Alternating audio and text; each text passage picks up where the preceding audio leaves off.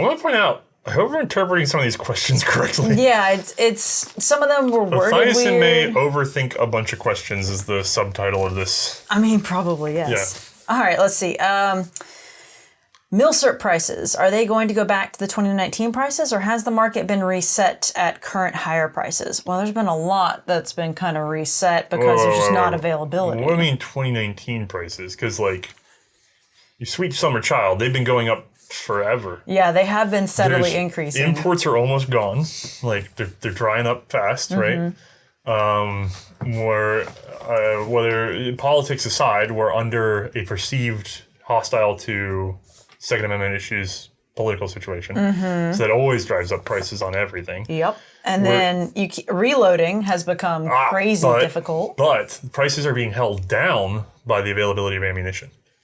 The fact that you cannot get ammunition for a certain gun keeps a lot of people out of that market. You want to collect, like, you don't want your gun to have a common cartridge because then it sells. The problem Do you think they're going to go down, though, or reset is what he's asking? I don't think they are. I think what we're looking at is probably going to stabilize for a little bit, and then it'll go back up again. I think you're right with only so many variables. So what had happened was that COVID hit. I have a theory. There's a number of guys that collect based on their either play money or even whatever money's in their pocket. But you basically have, it doesn't matter whether the guy keeps, let's say that you're the kind of guy that's like, I have $20,000 in my bank account, no matter what. But everything over $20,000, I can just spend. That's your thought process, right? But then you have guys that are just poor that just like, they go paycheck to paycheck and they just spend the whole paycheck and they'll do it on Milsurp. I've been that guy. Like, as a young man, I've been that guy. So I'm not slighting anybody. But the point being is there's guys that will spend whatever they can spend, right? Right. With the COVID issue, we had months of people not knowing what to do. Auctions went down. Listings on Gunbroker and stuff went down. Yep. All sorts of stuff. And there was a dry bed. And there just was no Milsurp to buy. Not none, but very low. But then you also had on the turn of that people suddenly buying up guns left and right. Right. So then... that were available in person. Yeah, so all the cheap stuff also fell out of the market. All the inexpensive Milsurp is gone. Cheap shotguns are gone. You know what I mean? So then you have the auctions return. And when the auctions return, everybody's been sitting on their money for 3 months instead of no months. You know what I mean? So now everybody's got 6 extra paychecks of cash that they haven't spent. If they're still working, yeah. Well, at that point, yes. Because nobody could quite been fired yet. You know what I mean? So you have this first wave, and then in that moment, all the auction prices go boom. Then you have a second wave of, well, it sold for $3,000 last time, so I'm at least going to put $2,800 on this time. So we're already seeing it stack down a little bit. It actually is deflating across the board by a bit. The problem is highest price realized, especially on select items, these old guys will always, they won't let it bid out. They won't realize that there was a bubble in the market, and they'll demand that price. Oh, yeah. So a lot of them are now artificially inflated forever. Like, until they die. Yeah. Until that person dies. It doesn't matter. By the time they die, inflation will have caught up to it. Yeah, but that's the problem. So, it's like a cycle that eats itself. There's always more of those guys being created. We keep waiting. Everybody thinks that generation is going to die off. I guess that's true. They didn't birth everybody, wait 10 years, and then birth everybody else. Dang it. There's going to be a cultural continuation, and everybody, the people who really the people who really value this stuff and spend the most to get it in, are then going to want the most for it to get it out because they're the most addicted to it. The prices are always going to go up. That's just how it is. But the one thing that might deflate the market is, honestly, these are pleasure things. They're not survival things. And we're looking at potential economic failure. Yeah. So if the entire economy falls apart, Milsurp prices will go down, and those of you who survive in the top whatever percent will be able to buy them a little bit cheaper. Hooray. That is a bleak look, yes. Yeah, but otherwise, no, they're going up. Okay. They're going up. So there's your hope for the one time it will go down. Yeah, people are more interested every year. There's fewer of the guns every year. Matthias in the form of a magic 8-ball. Yeah. Just buy it now. All right. If you were going to recommend some budget-friendly areas of focus that a new collector might want to look into, what would they be? Specifically firearms, but not limited to World War I. I would think the black powder stuff. because you can get reproductions of those pretty cheaply and easily. Right. It's a hobby that it's not being currently bought out of like crazy like everything else right now. I actually think that's a smart move because I do not. We talk about the generational changes. Cowboy is falling off. Yes. So if you want to get a reproduction cowboy gun, I know you think they'll be making them forever. They won't. Get a set of the reproduction cowboy guns while they are affordable. Yeah. And you can get whole kits. Like, it's a whole setup you can get with it. Like, you can get your loading tools, your ammo.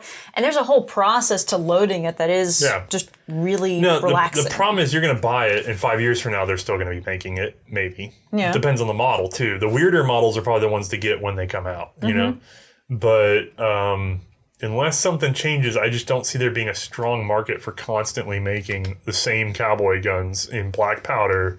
I mean, maybe I'm wrong, but to be fair, they're not going to get less expensive. It's not like there's going to be a boom on them now being $200 instead of $250 or whatever. Right, yeah. So you should not feel worried about buying reproduction cowboy guns. If you're getting them at a decent price today, it's going to remain a decent price for a long time. There's not going to be a sudden wave of discounted cowboy guns. But it's pretty budget friendly. Like, you can get into it for like under like $500 probably for like a whole set on just a single black powder with all of the tools. Yeah, but again, that is certain ones, not all of them. Yeah, so that's a good place to go. Yeah, especially in sort of like the weird rifle stuff and things like that, like some of the like weird howdahs and stuff they've made. They're probably not going to make another run of those necessarily if they haven't sold well. Like, those are the things to kind of look for, because it's like they had those reproduction Pattersons. You can get them every day for $300, $400, right? Yeah. The reproduction Pattersons are over $1,000 now because nobody's making reproduction Pattersons anymore. Nobody's going to. They're too much of a liability to even try to do again. So good thing I snagged one of those before they just kept going. Right, yeah. So there's room in there. There's also a lot of minor or neutral powers that people don't really think about. Yugoslavian, you know what I mean? It's starting to, but now you're starting to get some Serb sort of vibe going on that people are starting to get in those markets. But the realistic thing is to just look at what's cheap.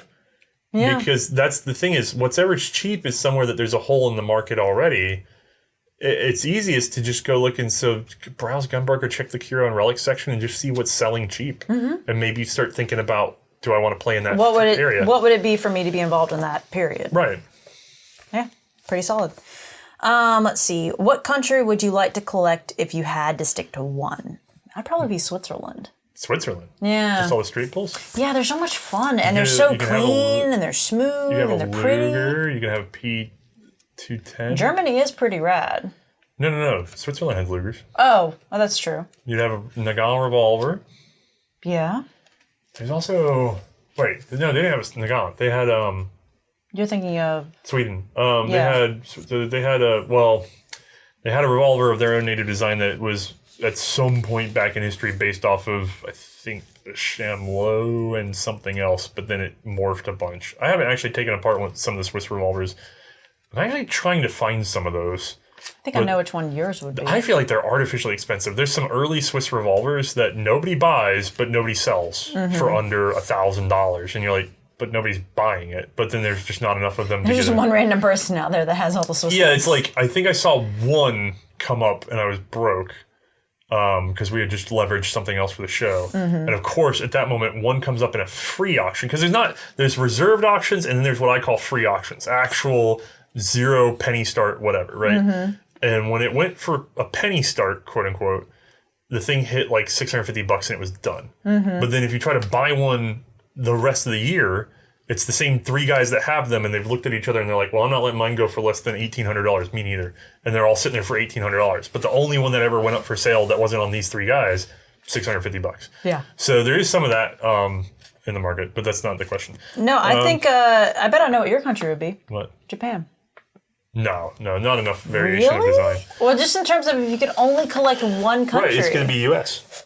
Just the variation design? Yeah, if I'm only collecting one country, the country that's produced the most firearms and continues to produce the most firearms in terms of variation of design and mechanism is going to be the U.S. I guess that's fair. Like, I'm not even... I just like the old stuff. But the U.S. did a bunch No, I know. I mean, like, in terms of, like, newer production, like, Switzerland's not doing nearly as much as what the U.S. is currently doing. Yeah. But I have the most flexibility with the U.S. It's true. And then if I'm just collecting by service, then I can still sneak in some weird stuff. Like, we bought Mark II Ross rifles for training. Oh, that's a fair point. Okay. The U.S., I think the U.S. collecting sphere touches the most firearms. So if I'm limiting myself to a country, I'm going to get the country that has the most possible firearms to collect. Look at you, mister. I'm going to collect all the guns. Name all those pump-action European shotguns that you could collect. You don't even have a shotgun. Not even one. I don't have a single shotgun. I'm just throwing clays and not shooting them. That's what I do now. Collecting U.S. All right. Any thoughts on CZ's acquisition of Colt? Do you think Colt can finally turn it around now? No. Colt's dead. You guys are killing me. I want to explain something to you. The legacy brands are, other than Smith & Wesson. Yeah. They're all dead. They're gone. They've been zombified husks forever. Even Smith & Wesson changed hands, you know what I mean? But Colt doesn't mean anything other than Fud Gun now. CZ... It does kind of have that connotation to it. CZ is a company that has put, a century now into developing their own firearms, particularly handguns, They develop their own firearms, but they do their own shotguns. They do their own... And they've innovated. There's so many fascinating CZ models that were made from X year to Y year. You know what I mean? Just tons of cool stuff, right? And they still make new guns. Yes, they lean heavily on old designs, but they've got brand new guns coming out every 5 years or so. You know what I mean? More often than that even, probably. I mean, Scorpion and all this other stuff, right? CZ's an innovator. Why the heck would they just start making new guns under Colt?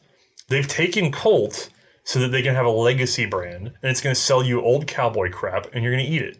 And that's what it's going to be. Because it's dead. Colt died. Colt stopped innovating for decades and decades and decades. And then they died. Yeah. Because you innovate or you die. Colt doesn't mean... If I start saying Colt in a modern context, and I'm like, yeah, what's like a new fancy Colt gun that you like? The best you're going to get is a statement from like the 70s or 80s. And even then, it's blown away by other stuff. Right. And so they barely played keep up, and then they stopped trying, and then they're gone. Gone. It's a brand. It's a branding so that you understand. It is, you know what it is? Artificial strawberry flavoring. You see red, you see a red popsicle, you know what you're getting. It doesn't matter who made the popsicle. It's a red popsicle. It's got that weird strawberry. What if it's cherry? Well, you get my point. Colt is just, we're just slap it on here so you know, cowboy thing. It's just this flavor. It's gone. Sorry, guys. I could be wrong. Crush their hearts. Unless, I don't know why you would buy a company in order to start a separate company that will innovate against you. No. Like, you're not going to buy Colt in order for Colt to compete with you.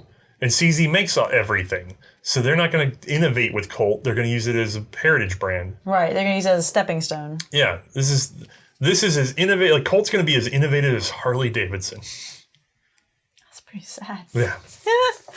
All right. What are your thoughts about the recent massive importation of Carcanos? Didn't we actually technically already talk about this? No, we just talked about stuff getting imported. It's good. I like Carcanos. Yeah, do you think it's a good or a bad thing that they're selling so cheap? Yeah, it's a good thing. Everybody get a Carcano. Go buy one. They're fun. They shoot straight. They're all right. Honestly, everybody go buy one so that maybe there'll be enough in the market that they'll make some 6.5 Carcano ammo for all of you. The TSs are dope. The more they're sort of relevant, the more they make the ammo. Like 7.62 by 54R is going to keep getting made for a long time because there's Mosins everywhere. Those of you who've been screeching about wanting 6.5 Carcano, I know we're in a panic. It's not going to get made this year. But 3 years from now, hopefully, there'll be ammo coming out again. And you can get some Carcano rounds because everybody will have bought Carcanos. Yeah. Love to see them. Yeah. That'd be great. I like Carcano. They're fun shooters, and even when they're not in the best of shape, they've shot pretty well. I will say if you're hand loading for them, be careful that you know the bore size. But. Yeah, that. Okay, yeah, let's do another one. Any tips or tricks for bidding strategies on Gunbroker? I think you've been asked this question previously. You need to find out how much money you want to spend on the gun, and then do that. Yeah. And walk away. It's your call. So here's the problem with Gunbroker and everything else. It feeds into a gambling addiction. Not a gambling addiction. It's a sunk cost fallacy sort of thing. Ish. You need to look at the firearm, assess its value to you, and bid that amount and walk away. It's how I do all my bids. I don't sit there and camp bids. I don't do it. I put in my highest amount I will possibly pay. The highest I could ever possibly afford for that gun that I want it to be. Yep. And then 9 times out of 10, Well, not dying. If I win the gun at all, I win it by a wide margin. I never end up spending near the top dollar amount. Mm-hmm. Or I'm lose by 1 cent, right? Because that was just somebody that was just sitting there, tick, tick, tick. No. They're not tick, tick, tick. I mean, they might be tick, tick, ticking. But whether they are or not, it doesn't matter. Because what happens if I put in my maximum amount is $1,000 and they put in that their maximum amount is $40,000. Mm-hmm. Oh, right. The automated system is going to give it to them for $1,001. Mm-hmm. And then you, as a moron, are going to sit there and go, I should have put in 1,002. I could have had it for 1,000. No, you couldn't have. You don't know what that guy's high number is. And you guys do this to yourselves. And then you sit there and henpeck the number. I had somebody do the other day to me, like I put in my max bid, and then like 5 minutes later, I got like 5 dings on there where someone just incrementally increased it, and they never met my top. Right. They just eventually stopped after like 6 or 7 more times. Right, like total. It's a waste of their time. Yeah. Because what they did is they were dreaming that it was going to be $1 more. Yeah. You put in the maximum you are willing to spend. It's all it is. It is an equilibrium that is achieved by saying, I'm going to swing this much dick at this, and you're going to swing this much dick at it, and we're going to see which flops over the other one. There. I had the bigger dick. But the problem is, if you're sitting here like rubbing on each other, it's gross. Stop it. Just put in your max, put in his max, let it go. Let's get it done, folks. I'm sure like there's mental... If it were eBay, where you can snipe and people screw up and don't put I hate that. eBay has a thing where morons won't put in their actual top dollar, and then in the last couple of seconds, right? Mm-hmm. There's a 15-minute delay in Gunbroker. Yeah. So, arguably, unless they've completely forgotten and wandered off, they're not going to rebid you anyway, so you're not strategizing. Number one. Number two, every time you do that incremental bid, it sends them another outbid notification. So you're just ringing their phone more so that they know to go check it and bid you again. Yeah. Don't do that. Number three, it doesn't change what their maximum bid was. Okay, sorry. How do you feel about it? Assess the value of the gun, put in the maximum amount of money that you would spend. And by the way, when I say that, don't put in your whole bank account. I have so many friends who I have had to sit down and they're like, Gunbroker is brilliant because they only let you see 90 days of transactions, right? So I literally have had friends where I'm just like, why did you spend that much on that thing? It's like, I can't even find a sold one, or one sold last month for whatever. Yeah. And I'm just like, I saw one sell 6 months ago for this. And they're like, well, I didn't know that. And you're like, right. So when you want a thing that is rare or what you perceive to be valuable, you need to find a more than one that has sold inside of 2 years. You know what I mean? And decide if that's a value that you want to put on it. Now, if you're freaking out and you got to have it, fine, dump your bank account. But if you're trying to be responsible with your money at all, find out what the market is on that thing and how likely another one is to come up. You have no idea how many times I've seen insert rare gun here, $5,000. 2 weeks later, sells for $3,000. Not even $3,000, $500, like 10 times less. Because what happens is it's two guys that are willing to big dick as hard as they can, and they do this thing and work themselves up. And then one of them's like, I beat you for $5,000. And this guy goes, oh, I was defeated. And then he goes to the next auction and he goes, oh, look, another one showed up. This is lucky. It's not lucky. It was going to show up anyway. It's lucky I found another one. So he goes and goes, this time I'm going to bid $6,000. And he puts in a $6,000 bid, and then 10 days later when the auction's over, it went for $500 because big dick number one had already wandered off and nobody else cared. It only takes 2 people caring. Sorry. We should take a pause for the next question. So really, how do you feel about that? Do you want to talk about it some more? Because we ran out of time on the camera. Some of you guys, the younger guys on my server, sometimes I want to throttle them because they spend more money than what they actually should spend? There are guns that are not very expensive that I've been acquiring lately. I know guys that quote-unquote collect them. I'm scooping the crap out of these guys because they blow everything on the first thing they see. They don't take a moment to relax and just let one go by. Because I'll let 3, 4 go by if I know it's not that rare. And people scream it's rare, and I'm like, I've seen 12 of these this year. If it comes up once a month, it's not rare at all. I'll just let them float by. And then, when the timing's right, or oftentimes I'll just be like, my max is $250. Bink, $700. My max is $250. Bink, $800. My max is $250. It's a Sunday at 3 a.m., $250. Just put your max and walk away. You got it out. Feel better. Put it in there and get a bite. Okay, sorry. What is the best gun show in the Carolinas for milsurps? Oh, and the best food in the area. I guess they're looking to find some in the Carolinas. Us. Oh, they're just stalking us. Mm-hmm. Which Carolina are we in? Yeah, the Carolinas. Yeah, right? There's only one Carolina. Then there's Southern Virginia. Yeah. We're such dicks. It's not my fault that y'all have pistol permits. You know what you did. Well, do we want to at least tell them the best gun show that we like here in the Carolinas? Yeah, what's the best gun show in the Carolinas? Well, I would think that that's the Greenville show up in SCACA. Yeah, that matters. Yeah. Yeah. South Carolina Arms Collectors Association has the better shows, period. They're also cheaper to get into. I'm looking at you, Mike Kent. That was $10. And there's nothing per person last time. No, they've driven out, first of all, the Mike Kent shows have almost hostilely driven out all of the collectors. Which is impressive. Right. So the Mike Kent shows have worse crap in them every time. You can find stuff on occasion. You can find actual dog crap. But to be fair, the one here in Charleston in the Ladson show, it's tiny. It's not worth the $10 to get in. It's really not. But the everybody does. The flea market that's next door on the same day, totally worth it. You just go in the flea market. Yeah, it's nice. So I like it. No, I get fruit from there. Columbia Mike Kent show sometimes has stuff. I don't even bother going to Greenville Mike Kent show. It's too far away. But the SCACA shows, Columbia and Greenville, pretty successful. SCACA shows are the most friendly. They don't really seem it though because they have to right now with COVID and everything, the city's putting pressure on them to do X, Y, and Z. So they often they sound harsh, but just ignore it. They're actually very sweet guys. They're just doing that thing where they're trying to get the dum-dums in the group to behave. But if you just sort of ignore this, you probably wouldn't even encounter it if you went. It's very specific. But the actual people that are showing up are the friendliest. The actual guns showing up are the most interesting. I always find the best stuff at the SCACA shows. Yeah. I try to make all the SCACA shows because I like the guys. I like going to them. They're fun. I miss Spencer. I don't see him quite as much. And then Greenville food, there's probably plenty of good restaurants. We don't really go there too often, though. Well, there's a good tucked away Japanese restaurant over on Taylor's, which is Sushimasa?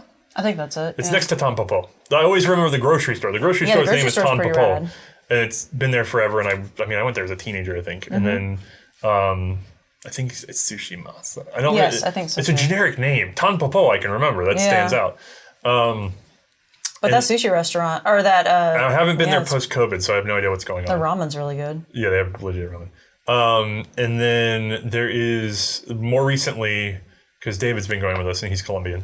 Right. We've been going to a place over in Malden that is Las Delicias. I don't know how to pronounce it. I don't know either. It's literally delicious. I'm not Colombian, so I don't know. Right. But it's a Colombian restaurant. And it's fantastic. Yeah, it's pretty good. But you better speak Spanish. Well, you don't have to, just be okay with not knowing what everybody's saying. It's fine. They're sweet people. They're very nice. But unless you speak Spanish, and then you're set. But they have baller food. Oh, yeah. Fantastic food. All right, let's see here. On a Savage 1907, if you were to move the safety and make it ambidextrous, as well as change the magazine release to a push button, do you think it would be a pistol that would work in today's economy? No, it's 32 ACP. Yeah, 32 ACP. Yeah, I feel like that is enough. If we did it in 380, no. If we did it 9mm, that would break your hand. Yeah, that would be then you need a lock breech. Right. So then it's not a 1907. No. And then, let's say we design a lock breech that just looks like a 1907 but has the nice features.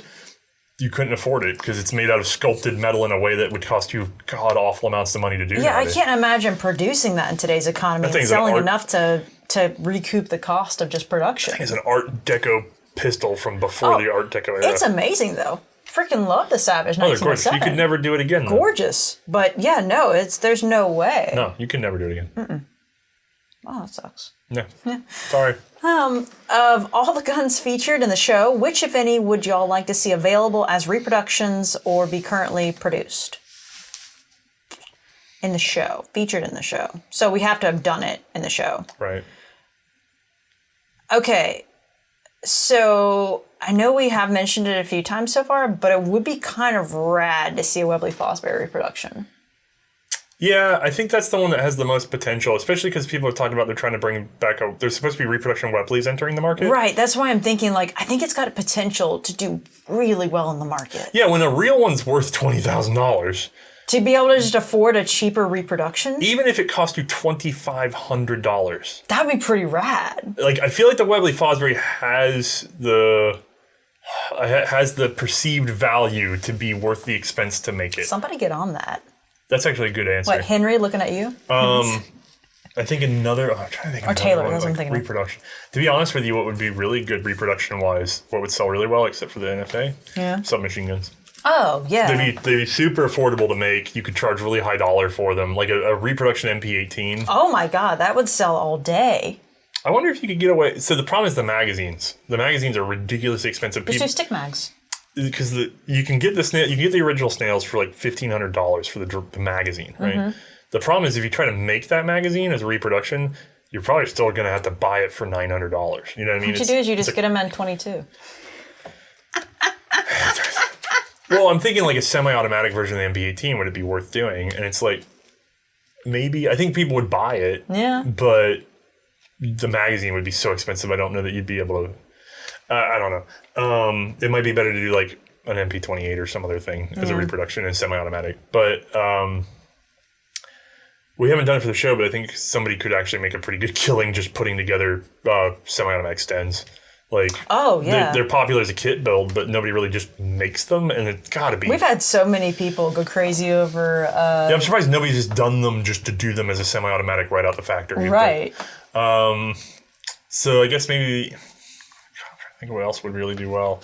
I'm honestly thinking pistols. Very few things can be reproduced in a way that makes them as. So this goes back to will the milsurp prices ever come down? The problem is most milsurp has not, there's exceptions like the Fosbury, like we said. Most milsurp has not reached the point in which the cost of the milsurp is equivalent to its cost of production at the time it was made. Then you adjust that for the extinction of that sort of milling thing, like the value of that human labor now, they are definitely nowhere near what they should be. Mm-hmm. Like if you try to make a brand new, like a Reichs revolver costs you, what, like $900 to $1,100 in the collector's market, depending on the model? Depending, To make one, it's going to cost you probably $1,300 unless you're really making a ton of them, but nobody's going to buy a ton of Reichs revolvers. Oh, no. Who's going to buy So one? to realistically get one, the reproductions would cost more than the collector ones even right now, and they're still kind of a premium value gun with very simple manufacturing. Mm-hmm. So... No, it's very hard to do a reproduction unless the gun is worth tens of thousands of dollars, and you can therefore sell it for thousands of dollars, because small batch requires that you have thousands of dollar guns. So I'm thinking the Webley Fosbury would probably have the best margins for someone to do a reproduction. That was a really smart pick. I'm not gonna lie. Yeah, sometimes I'm capable, but only sometimes. Don't expect that all the time. All right. Let's see here. Good time. What's the bad experience with international military antiques you cryptically posted about yours on Patreon? Do I remember what this was? Yes, I remember what it. I don't know if you know. I don't know. I'm going to say that I feel like I've pissed off most of the big guys in terms of importing, but I've only ever pissed them off by standing up for myself, which apparently you're not allowed to do. So years ago, we had an issue with Classic because they walked with a bunch of our copyrighted images for marketing purposes and didn't want to reimburse us for that. Mm-hmm. I've already argued with Royal Tiger, who to this day deny that they were using our Carcano photo for their promotion of their Carcanos. It was our Carcano photo. It was literally. I still own the gun. It's my gun. It's got. You could see the serial number and the markings and everything. And the photo was identical to the photo that we had. And then they're just like, we took that photo, and I'm like. Here's a picture with my feet in it from when I put it in my light box. Do you have a photo of your feet in with the gun? Mm-hmm. That is the exact photo that was edited to make this photo? And they just refused to respond to me and just kept saying that. So they eventually took it down, but anyway. Yeah, they eventually took it down after that, huh? The Classic thing irritates me too, because I'm just going to be honest with you guys. I had to call them repeatedly because I thought this is insanity. It's a simple issue.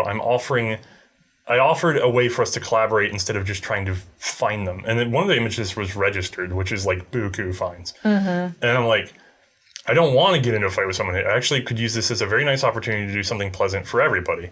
So I tried emailing them and got nothing back. So I tried calling them. Well, I got a marketing guy who I don't know what's going on there. So I ended up trying to call them and just be like, can I talk to who's in charge just for a moment?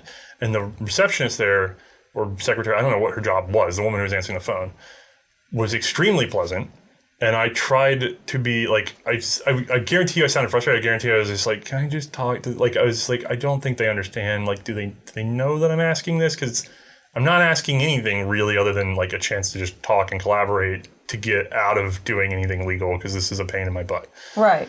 And I've tried because I would speak to her and she was so sweet. And I was trying so hard to be nice to her. And then like, I remember like, weeks later, somebody on some group was just like, well, he kept calling and yelling and I got sick of his voice. I'm like, I only ever spoke to her and I never raised my voice to her. It's not her. So I got really irritated because then there was like apparently some sort of amount of shit talking when all I was trying to do was be like, can we make like a $250 deal for you have taken this stuff? And by the way, as part of the deal, I'm going to promote what you're doing. Like, I'm going to give you more than $250 of advertising to get my $250 out of advertising you stole, just so that we can start being friends.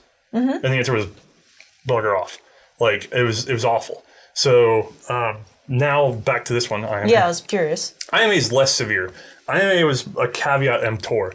I was on the run looking for stuff, and I came across, was it a Verndl? It was something. It was a single shot. And I came across something we needed, and I looked at the listing, and I was like, it looks like it's in good shape, and the price of it was market, like right on market. But I really wanted to fill in this gap to get this episode going. I usually want to borrow stuff, but nobody was coming forward with a loan. I usually want to buy under market. Couldn't find one under market. So I was just like, okay, you know what? I'm going to flex and I'm going to buy market this time. So I swiped through, because they give you like 20 images. They're really good about taking a lot of photos. I swiped through a bunch. I look at the description. And the description does this thing where it's like... Oh, I remember this. Yes. And I still think I have some saved samples of this because it was the most... I was annoyed. So I looked at it, and the description is just unformatted blah, right? And it's like, the gun is this condition, blah, blah, blah. The Verndl, and it has this whole history of the Verndl for like a paragraph, but not separated, you know? I'm scrolling through... And there's just more of this, more of that, blah, blah, blah. What I didn't know when I hit buy is that somewhere in all of that, it said, the chamber has been partially welded. Down in the gun. And if I'd gone through all the photo, like the second to last or third to last photo of a big string of them, at this weird angle, you could see in, and there's like a boop in the bore. And I'm going... But I didn't see the photo, right? Because I'm just going through and I'm like, it looks fine. And then it's like, I've seen every angle of the gun and there's still more photos. And I'm like, whatever. I read the thing at the top. It says, yeah, it's this condition, the bluing's here. Then it starts a history of Verndl that goes on forever. And then at the bottom, it's like shipping and handling, whatever. And I'm like, okay, buy. And it's market price for a functional firearm. Right. So it shows up and it's welded and I'm like, what? And it's not just welded, because they said it had like a spot of weld or something like that, but there's like, you look in there, it's like a rod had been like shoved in somehow where I couldn't see it from the outside, and then burp, and then, so it was bad. So I went, what happened here? So I went back and I looked and I was just like, it does say that, but it says it in the least, you'd think it'd be like at the top or in the title, deactivated or something. I was just like, caveat emptor, right? Ultimately my fault for not reading it like it was a legal contract. Yeah. So, but I still emailed them. I was like, guys, you did not do a good job of saying this. Can I get this sent back? And it became this whole big, like, I'm the asshole for even asking, when I was like, would you look at where you put the information? I feel like if it's a disabled firearm, that goes at the top. Yeah. You know, like, it needs to be clear, especially if the price. I was like, that was a good sneaky way of them selling a gun. Your price is $100 cheaper than this one on Gunbroker and like this one that sold last. Like, am I saving $100 by having a disabled gun? Like, what is going on? It's right at market. Like, what's going on? So I got really irritated. So then, just to make this more positive, so I fought with Classic, I fought with IMA, I fought with Royal Tiger, right? Then I'm going to Texas, right? And I tried for a long time to work something out with Collector, right? Is that what, am I wearing the right hat? Yeah, Collector. I got a hat here. I tried to work stuff out with collectors because I knew a guy that was working over there. And I was like, let's do a deal. I'll borrow stuff from collectors, right? This was back in the day. We'll clean, inspect, fire, and then tell everybody that you sent it to us. And if we do all that, I'll pay for the shipping back and forth. I just want to be able to use these guns affordably. If the gun comes back to you and anything's wrong with it, I'll pay the retail price, and they tend to have high retail prices. Oh, yeah. I will pay the price. For good reason, too. And they said, no thanks. That was way back in the day. Right, and it's guns that are sitting there for years, and I'm just like, but if I break it, you at least sold it, you know what I mean? And so, and the guy I was talking to, a sweet guy, we couldn't get it sorted out with the boss, right? So then, I'm just like, okay, well, I guess I don't want to worry. I'm not negative, you know? Yeah, but they also, I know they work with Henry.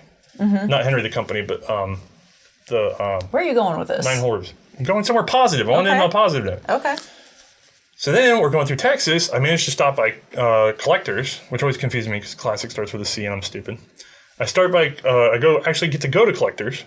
And they're the sweetest, nicest people on the planet. They're willing to negotiate when you're there. They talk, like, once you're in front of them, easily my favorite guys. Oh, yeah. However, their prices have a premium. However, they back up what they do, apparently. Like, yeah, like they've got like 3 in-house gunsmiths that are like inspecting and getting these things to better condition. So that's the thing about collectors. Collectors might charge me a premium, which people will or won't want to pay. That's fair. And they list on the cards what they've done to work on them. Yeah. Right. So you know it's been inspected by a gunsmith, and you know it's not buried somewhere in 16 paragraphs that the thing is welded shut and they hid the photo at the last photo. You know what I mean? They lead with the problems. Yeah. As far as I know. And if you have a different thing, that's fine. I would definitely talk to them because as far as I know, they follow up on this stuff. But the problem is everybody gets mad because at the front end, they're pricey. And they are pricey at the front end. I'm not gonna argue that. They know it. But it's honest, you know what I mean? Like, you just decide what's worth to you. You get what's there. So, the weirdest thing in my life is that all the discount guys have been a complete pain in my butt, and the one sort of prestige brand was absolutely sweet. Yeah. And they weren't trying to get anything out of me or hustle, but they're just sweet genuinely guys. nice. We had dinner with a bunch of them. There's your Delicious weird dinner. twisteroo for the gun industry, or the collector's industry. And then I've never worked with Simpsons, so I don't know. Okay. I've talked to a couple of the guys once in a while, and they're perfectly friendly, but I just don't have a lot of... Right. I bought stuff from them once or twice, and it shows up, and it's nice. Yeah. Let's take a break for the next question. Okay. Okay. We did have fun. I'm not going to lie. Really nice dudes. We went to dinner with a whole group of them. It was fun.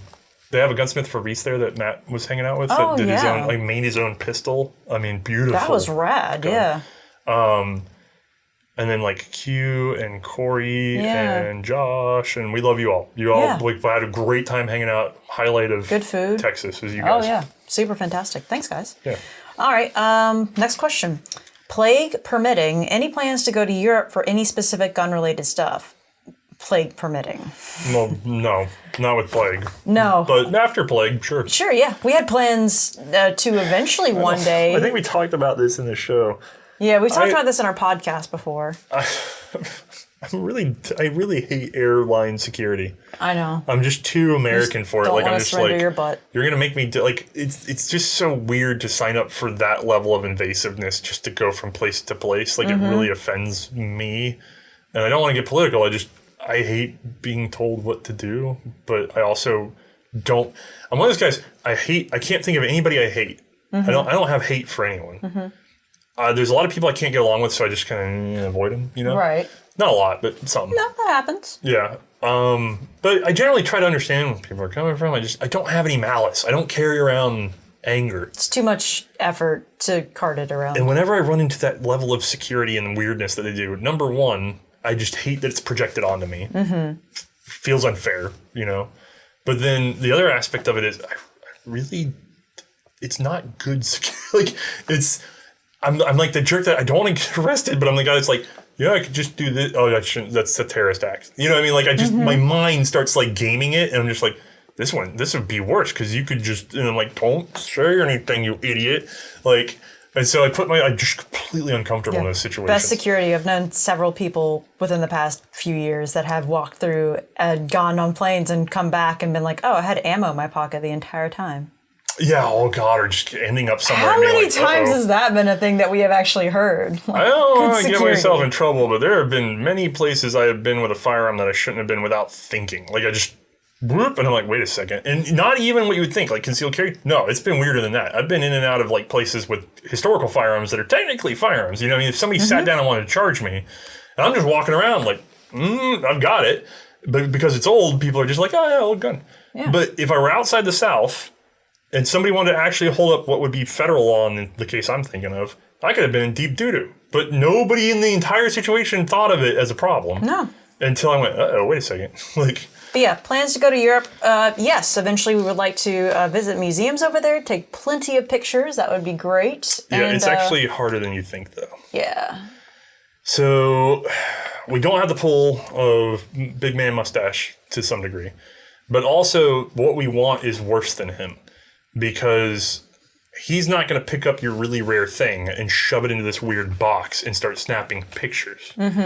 Which then other parts of museums often get mad about, weirdly. Which is actually part of another question that we have coming. So, yes, I want to go to Europe. Yes, I would like to meet the European fans. I'm almost entirely uncomfortable with the concept of being in Europe in terms of the way they do security and police. Like, I don't know why. It doesn't seem incongruous with me. I'm going to be like this. I'll be glad to meet you guys, but the entire time I'm going to be like, and my pants aren't going to fit. So, and I try not to bring that to the show, but that's just me. And then, there's just a lot of collections I want to see. And what I need to do desperately is get out there and sort of do like an inventory so that I know what I can photograph. And I think I'm going to step all over the questions if I go any further. So the short answer is yes, I want to go. Sure. What museum is at the top of your list to visit, business or personal wise? I guess it's kind of, there's two museums I really want to get into, and it kind of depends on availability because there's... Are they here or are they outside the U.S.? Well, I'm thinking outside the U.S. in this context. In general. Inside the U.S., I can just go. Yeah, that's true. You know what I mean? It's like, we could just drive to the night museum or something like that. Yeah, but then you got to get in there. I'll talk about that in a second. So, I'm thinking I got two buddies that I really want to check in on in their home environments. Jonathan Ferguson over at the Royal Armories. Hi, buddy. Yeah, I hope you enjoyed the package I sent May you. sent him. So, you'll see in the hand trap series, there's something so incredibly good in Britain, but they wouldn't ship it overseas. So I had to send it to Jonathan Ferguson. And he's like, what is this thing? And then he had to deal with sending it to me, which was a huge headache. And so then he's just like, well, you know, if you do me a favor, I'd take some snack food of a certain kind. Yeah. And so May's just like, I got you. And she like a box. I used it almost like packing. So like I got him like 30 of the thing he asked for. Yeah, and what was it? Smart popcorn? Yeah, it was smart white cheddar popcorn. Okay. Smart food white cheddar specifically. So like I did a layer of that in the base, threw a bunch of like American treats on top. Like I'm talking like Cheez-It, cinnamon flavored stuff, Fritos. Like you went on like Fritos. Reddit and looked up stuff they don't have. Yeah, like I found like a list of like even like Starburst, because I heard that Starburst over here were different than the ones over in the UK that you can get. So I just thought, oh, that's kind of cool. I warned him. I said you went a little overboard, but I don't think he believed me. No, I don't think he did. And then he got the package, and I was like, did I pack it well? And he was like, your idea to use popcorn as a packaging peanut of some sort, was brilliant. I was like, yes. Yeah, he was saying with all their COVID stuff, he was just like manna from heaven, because it was just like this thing of horrible treats. And I don't know how. Can you gain weight, Jonathan? You're a skinny dude. And then the other thing is I really want to see my friend Matthew Williamson. I always just say Matthew. But over at the Dutch National. And Lars is somewhere over there right now, too. Well, yeah, but Lars is just my buddy. He's not... I don't even know what museum he's in or whatever, but he's my buddy. I love Lars. Yeah. Lars can come here. Lars comes here. Yeah. I mean, the other guys can come here, too, but anyway. I don't think they this is a museum question. Our house. It smells like dog. Yeah, the Dutch National Military Museum has like one of those... I always struggle with the names that aren't an actual name. Mm-hmm. That is a Dutch National Military Museum. You wrote a note here. But they have apparently an impressive collection of transitionals and prototypes and things like that. He actually has a book that is beautifully done. And I would really like to... I love him because his... Matthew? Yeah, Matthew. Yeah. Sorry. He's a curator over there. he has a very forward-thinking idea of digitizing and sharing information with the public. He believes that being a public museum, their responsibility is to public education and to make it as accessible as possible. And I love him very much. So anybody that's in that area, make sure you give them our love for us, since we can't be there. And then right now. Jonathan over at Royal Armoristry. Yeah, Royal Armories is different. It's more tiered. So I don't know, but they have more procedure. So I don't know what I have to go through to be in there is the thing. Whereas I believe Matthew has a little bit more leeway for me to come and go. That's fair. Museums get very weird because they're not often, people get mad at the curator. I think we have a question about this. Okay, so yeah, I'll just keep going. Let's see here. What change improvement would you like to see in the museum field? Yeah, so Matthew's my hero on this one. Also, Sean Belair over at the Met discussed some things with me about their outreach program that they did with Instagram and how the Metropolitan had an Arms and Armor collection that really didn't really fit in. Right. And it was getting kind of pressured. So they did a very good job of speaking to the public about their collection of Arms and Armor, and now it's a very popular collection. The collection hasn't changed. It's the same collection, but it's been shown to more people and shared with more people in more intricate detail. Metropolitan Arms and Armor, go follow it if you want to. It's beautiful. And then who was that, what was the museum that set it up so that you could basically, they were processing photos or taking images of things and you could basically pay in like $1 or whatever No, that amount. was a theory that we never got to. Oh, okay, that would be really cool. That was a crowdsourcing theory. So the problem is a lot of museums are facing, this gets really hard. Funding issues? No, it's not. Well, yes, but okay, you're a museum. When you're dealing with arms museums in particular, it gets really hinky because most museum people come from the academic background, but they're not familiar with arms. So then your board of directors or your directors or whoever's in charge of your curators or even like ethical review boards or bizarre censorship boards, frankly, that work into these museums sometimes. You end up with these committees who are constantly afraid of doing anything dynamic. Yes. And especially considering weapons, they really just want to forget they have them.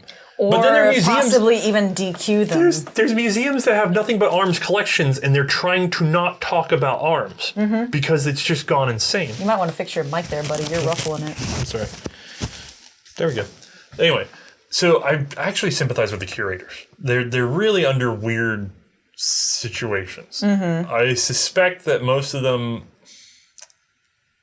Is there a second question? Because I feel like I'm about to step on a question. Yes. So I'll feed that. I'll feel that in a second. Anyway, museums under a deep challenge. What I think they need to do, in general, to be better museums, is digitize, and they especially need to clean up their records. And that one is very difficult for them because they have lots of objects. And then we've had discussions with museum guys about maybe like, well, what if you crowdsource this? And the problem is, I like that idea. Yes, but the problem is you have to turn out the data that you do have. And the data you do have might have been written in the 1880s. It might have racial terms. It might have references to all sorts of things that are not PC at all. And they're terrified to put that stuff out there.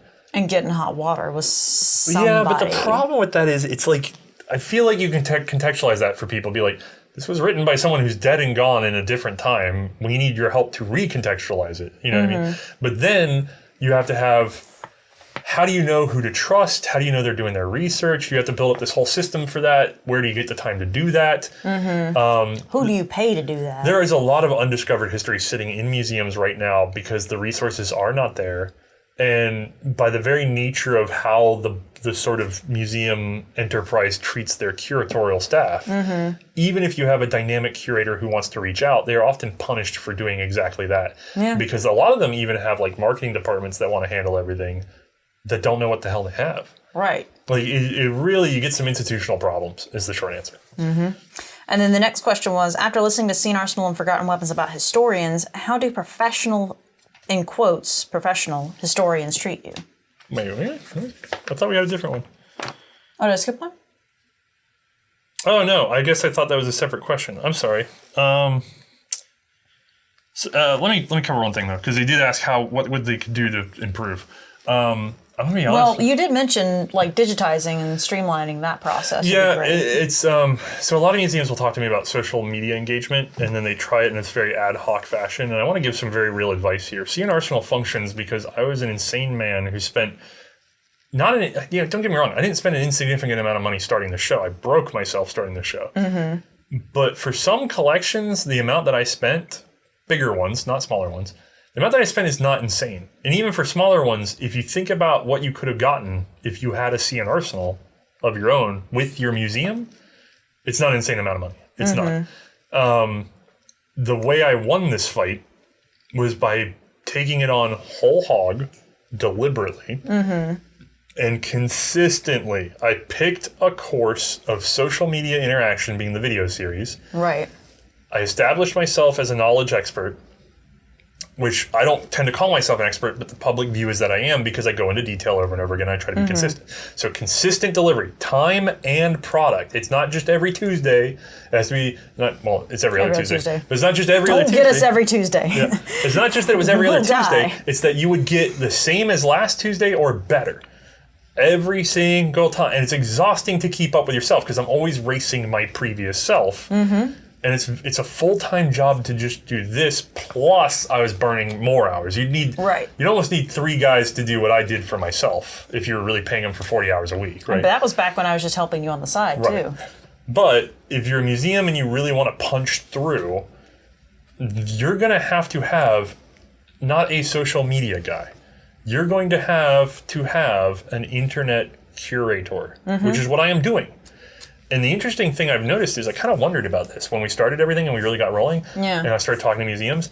No one has ever asked to hire me. Well, so what did you think they would try to hire you to do exactly? Because I come from a business background. Whenever I talk to these guys, they'll say, I wish we had this sort of thing going on with us. Right, the C&Rsenal thing. And they'll say it, and I can't work for them. I'm working for myself. I like working for myself. I'm sure some of them just know that more personally, but it's never been floated. You think anyone's ever asked Ian? I don't know that they have.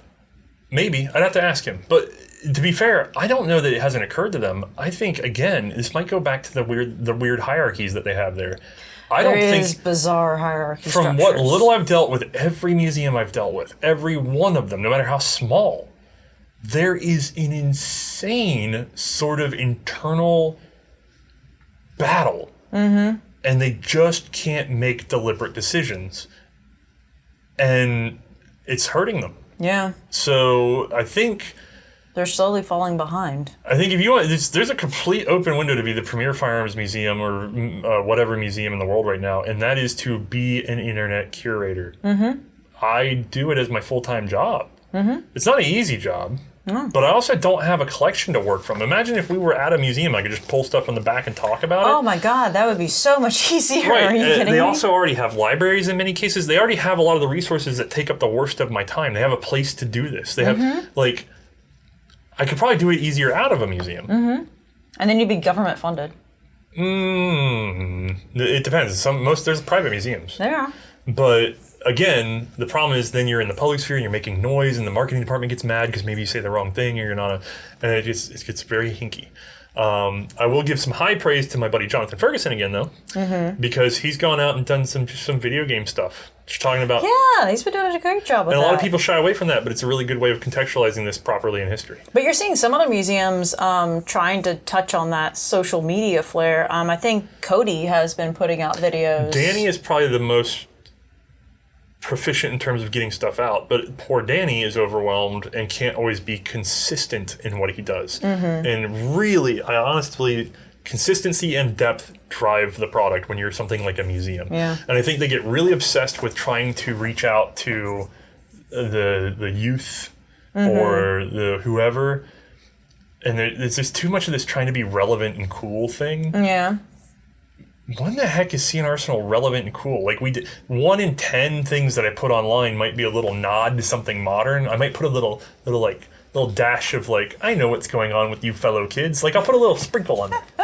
But nobody wants me to come in doing some sort of rap from the 90s, trying to be cool, nobody wants that. You want me to come in here and talk seriously about the thing that I know, and that's what people enjoy, and that will spread.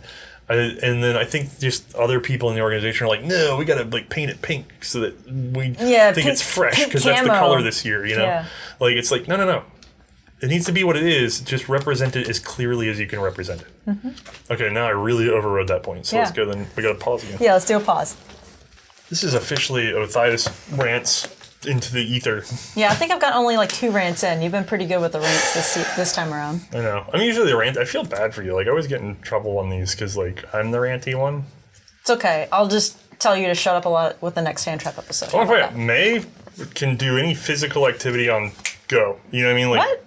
No. Dude, do you know how hard it is? Like, it's really, really, really hard to tell somebody, do these 6 steps in this order, don't get it wrong, and then they just do it. May's perfect at it. You've also, like... Thank you. That's very nice to hear. You've trained, you've done weights and stuff, you've taken care of yourself. I'm still fat. Like, you are tailored to editing, scheduling, finance. You're tailored to the actual demonstration. My resume is not on file. She's also, like, the best driving partner I have. But the problem is...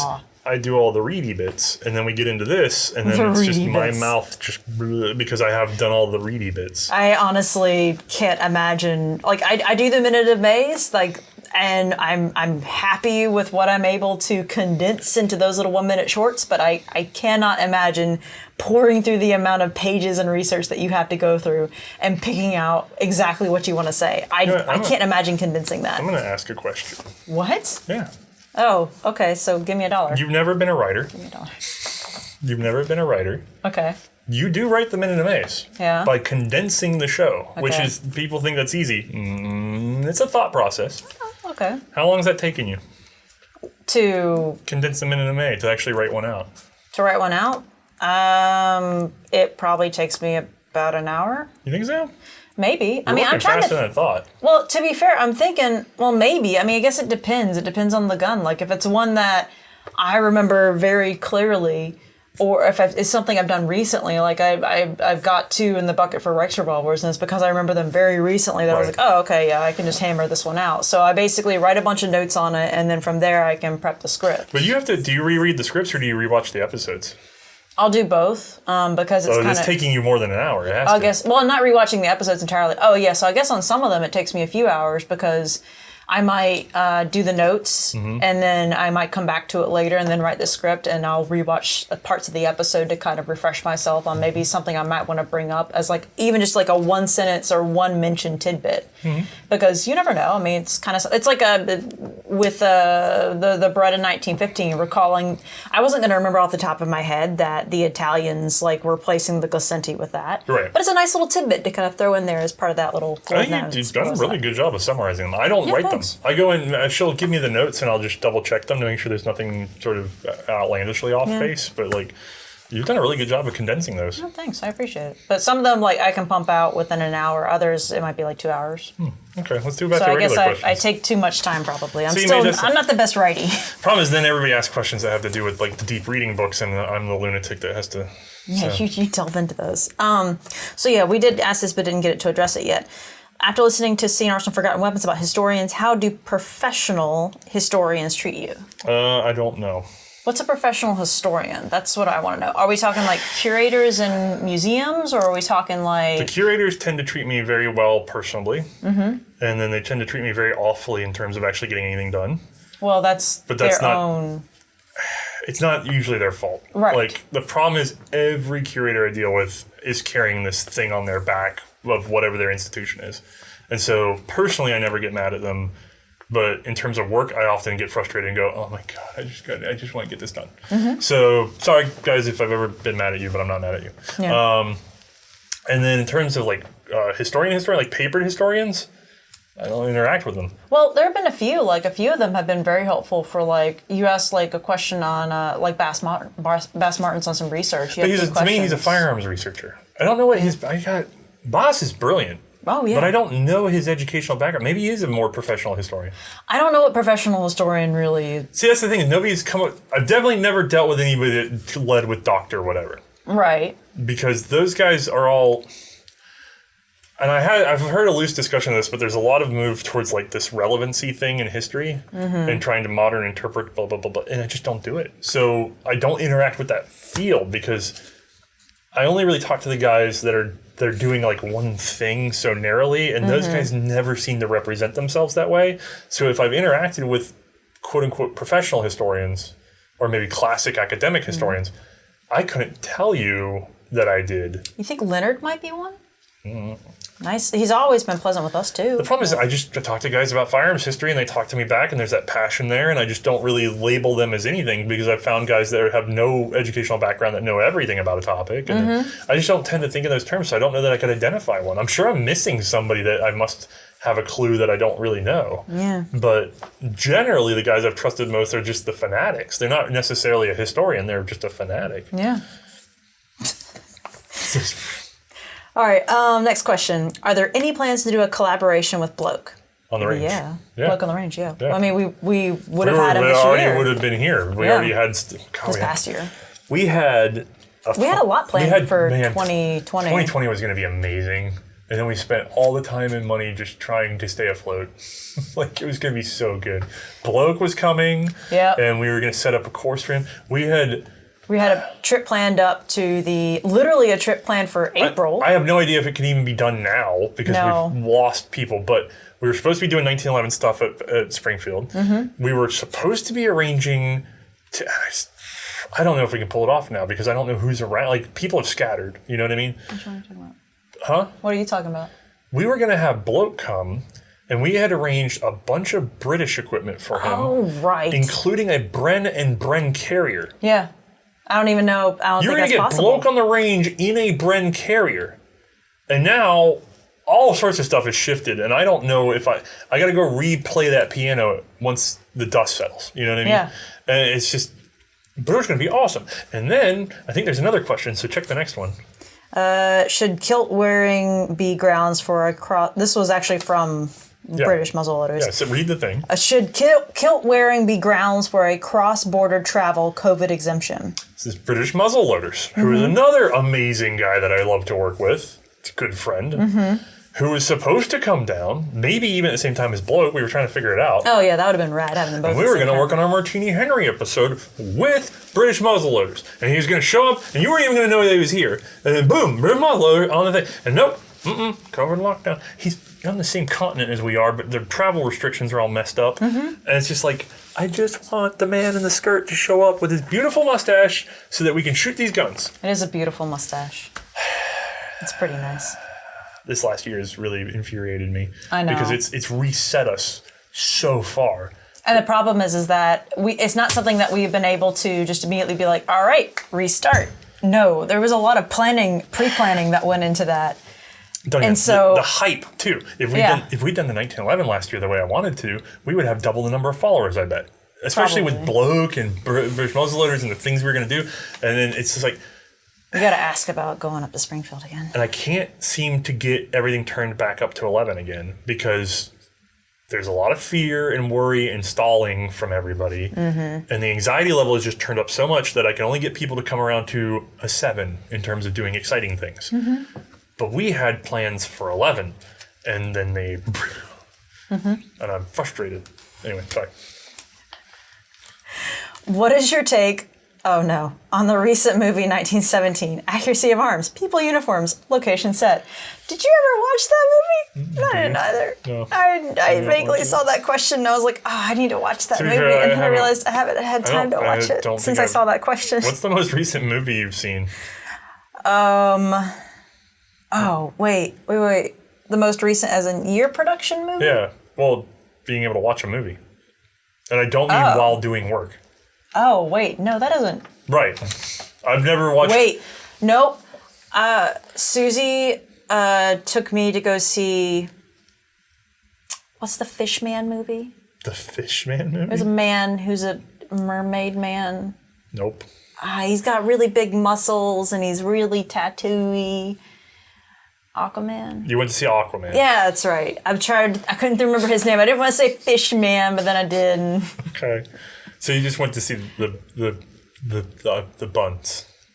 I mean, yeah. Okay. So I went and saw that movie. When was that out? That was the last time I saw a movie that I wasn't working while watching a movie. Right. Well, listening. I don't really watch. It's more like I'm listening while I'm doing stuff. This is my problem. I've gone completely podcast. I haven't watched a TV show or movie in years. I might have seen a One Piece movie after and I need to watch it, so I had to go look at the plot summary for it, and I tried looking at clips. Visually, it looks beautiful. I remember seeing previews, visually it was very pretty. Visually beautiful. The narrative was really weird, though. Like, apparently it's like two guys running across everything, and then some of the shots even, it's like them running across battle lines. I'm like, what? If you're running perpendicular to the battle line, I feel like the next infantryman's going to club you and tell you, let's go this way. You know what I mean? Like, there's just some weird... But as far as the plot summary, it's very, like... I guess they're trying to bring it down to, like, a one-man experience, but he's given a special mission so that he can transition all these phases of the war. And in reading it, I was like, this is really hard for me to follow because it's not how I think of the war. So I probably have to watch it, but it's probably very evocative, and those never work on me. I always... Like, the more personal the story, the less I engage with it. I'm really bad at fiction, honestly. Because the more personal it is, the more they tend to over-churn it. And when they overturn it on the personal stuff, I tend to be like, this guy's making bad decisions. If he was my friend, I'd tell him to knock it off, like, or whatever, But from what I was able to quickly skim through, visually it looked great. Yeah. I didn't get any of the detail. I wish I had the time, but I think the problem is I'd have to take 2 hours to really watch what's happening. And you'd actually have to sit there and watch the movie without we made a joke. I don't get to go to the bathroom without doing some work on my phone. Like work, not even memeing. Like hang out, sing him, hey. Yeah. You can catch me on Discord, and it's like people will be trying to talk to me. I'm like, hold on, I'm typing a thing. And they're like, what, are you working? I'm like, yep. I mean, there's also moments where, like, Ian's called you and you've been on the toilet. He got really upset when he heard that was a thing. I shouldn't have told him. Yeah, apparently now he just refuses to talk to you on the phone. Or it's not all text refusing, from Ian now. He's only just texting. So somehow that's more comfortable. No, I feel bad. And it's like, I got that question and I went, I guess I'll have to watch that before we do the thing. And then I haven't found 2 hours since these questions came in. No. So, like... We still got to gear up for hand trap filming in 2 days. I haven't watched any of the World War I movies, really. I really haven't. To be fair, I haven't watched any movies of any kind almost. I'm really bad about popular think about it. Junk cartoons from the 80s and 90s, I'm down. I got that. But then you can just eat them like candy and keep doing what you're doing. The Tick is a great cartoon. Yeah, that's good. So anyway. Sorry. I'm sorry. I really hate to be a disappointment. Yeah, dude. I mean, I watch cooking videos with Kevin occasionally. Yeah, but you're usually working too. Yeah, that's true. I'm sorry, Kevin. It's okay. He knows. Okay. It's all Korean cooking videos anyway. Right. You just the Korean food look up and then they're Japanese, doing the same thing for 5 minutes. Yeah. Yeah, pretty much. Anyway, and then putting sugar on stuff for like no reason. Whose beard is better? Ian versus Matt. Ian obviously wins top of the head of hair. It's talking about Matt Larosier from Bloodbusters. Matt, yes. He has more beard. Ian doesn't even have a beard. He has a good Billy Goat gruff. What? It's not very thick. It's kind of thin, I have noticed. It's brave of a Matt does have pretty luscious beard hair, but Ian. He keeps it nice and trim tight. He's extremely brave for being a non-Southerner with a Colonel Sanders look. Like, maybe he's just trying to plan out his future. Do you think he'll keep it after his hair goes white? Because he's just going to look like Colonel Sanders if it goes white. That's going to be... I bet he's planning a future... he's going to look like an anime villain. With like white long hair and like the thing. He's going to look like an anime villain. Well, that's if he goes white. What if he goes like Gray Fox style? Wait, is that why everybody likes Ian? Because he's like because the weebs like him because he looks like an anime character? I mean, he does whip his hair about. Yeah. I've seen him whip his hair back and forth. He does look like a dude from a dating sim. I watched him in Norway, on that boat. He was just like... Hi, Ian. I know you're watching. He watches our stuff. I don't know if he watches this. He might not watch this. He might not have made it this far. No. Good luck if you have. He made it this far. He did it. Good luck to the poor souls that have continued. He's always watching. It's like Santa Claus. Do you think he's going to send you a present or give you No presents. That'll never happen. Okay. Let's see here. Athias and May, what are your thoughts on making a book cataloging thoughts and opinions / other info of the World War I small arms with Ian's publishing company method he did for his French Rifles book? After spending time with all those Instagram influencers, I thought of a different word for thought. Like, make a book cataloging thoughts. And I went, I was like, no, wait. Okay, ideas.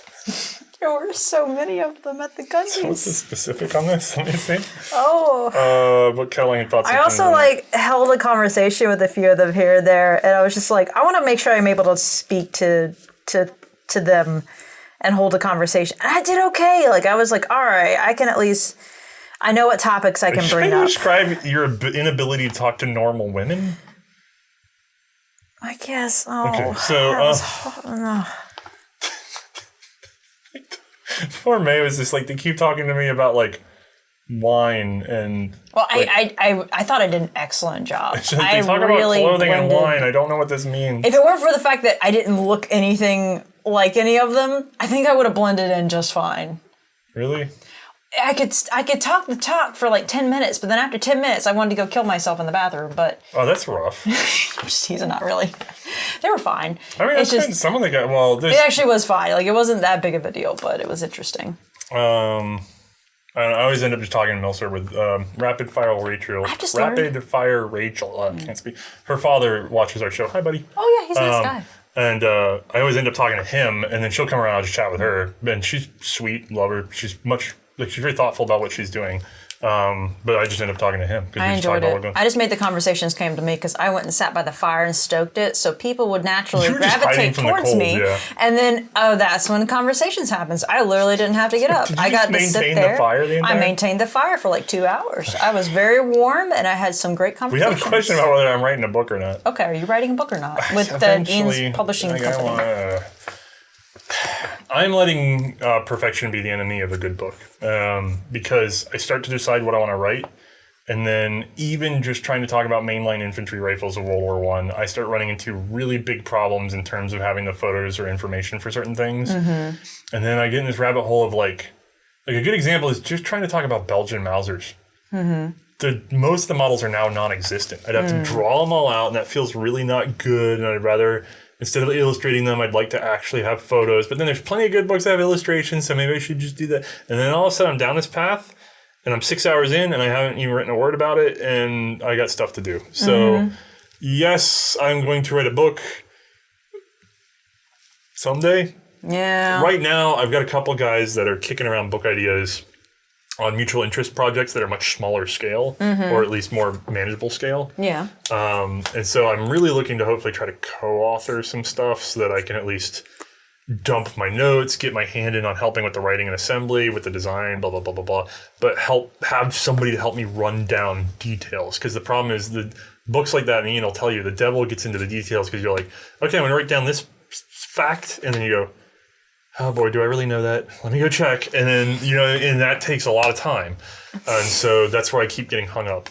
That's fair. And to be honest, you're not going to put out an imperfect product. Oh no, the first misspelling in there, I'll be so furious, and they'll be full of them because it's what always happens. And that'll be like the first email. Every primer. In Discord, like just 5 comments. Hey, you misspelled whatever. I so I just wanted to let you know. I wasn't sure after somebody commented 2 seconds above me. Just want to make sure you knew you misspelled that. When we're doing the shotgun series, I'm really considering doing some lightweight, like PDF style books, because I know I will know more about the guns than we show in the episodes, and it'll be highly variable to the gun. So what I could do is probably do some collected notes and just get that information out there in inexpensive PDF form to give a little funding to the show. Mm-hmm. That's a thought that I've had.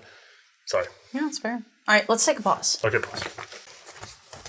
I just realized. Are we going to try to mark the timestamps for the questions on this? Because you can do that in YouTube now. But there's so many questions, and it's so many hours. I think it depends on how much time we get. Because we've got Kevin coming in this week. We're filming. Mm-hmm. We're filming some more traps. Traps. So I think it just depends on how much time we get after all of that. We're going to try. Okay, we're going to try. If not, we rely on the kindness of somebody that's got autism. The kindness of some autistic soul. Yeah. Okay. Which we have a lot of them. How is Utreon going? As far as I know, good. Yeah. They're still working on getting themselves up and every week they're telling me they got this, that, and the other online. I think the vision is still there. It's very much a long drive, though. Like Utreon's not a company that's trying to market to you before it's ready. So by all means, go try out Utreon. Know that not everything is there yet, and if you have any problems, do use their reporting tool. Yes, because they are extremely on it for communicating with people and trying to get things organized. And they're still being very communicative with everybody, not just the users, but also the content producers. They've also been reaching out to gun tubers and other sort of margins guys. They've even been on our Discord a few times. Yeah, it's cool. I like them. I genuinely like those guys. Yeah. I like it when a company's trying to make themselves better. Yeah. Actually, I made fun of him the other day, so I feel bad. What? I don't want to. He was saying something. I was like, well, you do kind of do this thing. And he's just like, what? And I was like, just if you're dealing with someone from this community, you might want to turn yourself this way because you're turning a knob that you don't think you're turning. And Poor then, Ed. yeah. You broke his heart. Right, I know. Just give him a kiss and he'll be fine. Okay, yeah, sure. How did you both get into making these awesome firearms video? So I think we've explained it a few times, but you should probably tell your part first. I think your part. We kind of already said it earlier, though. Did we? Yeah, I got into like collecting, and then You did the articles. I was very thirsty for real data on the guns, like actual explanations of them, and that was hard to come by.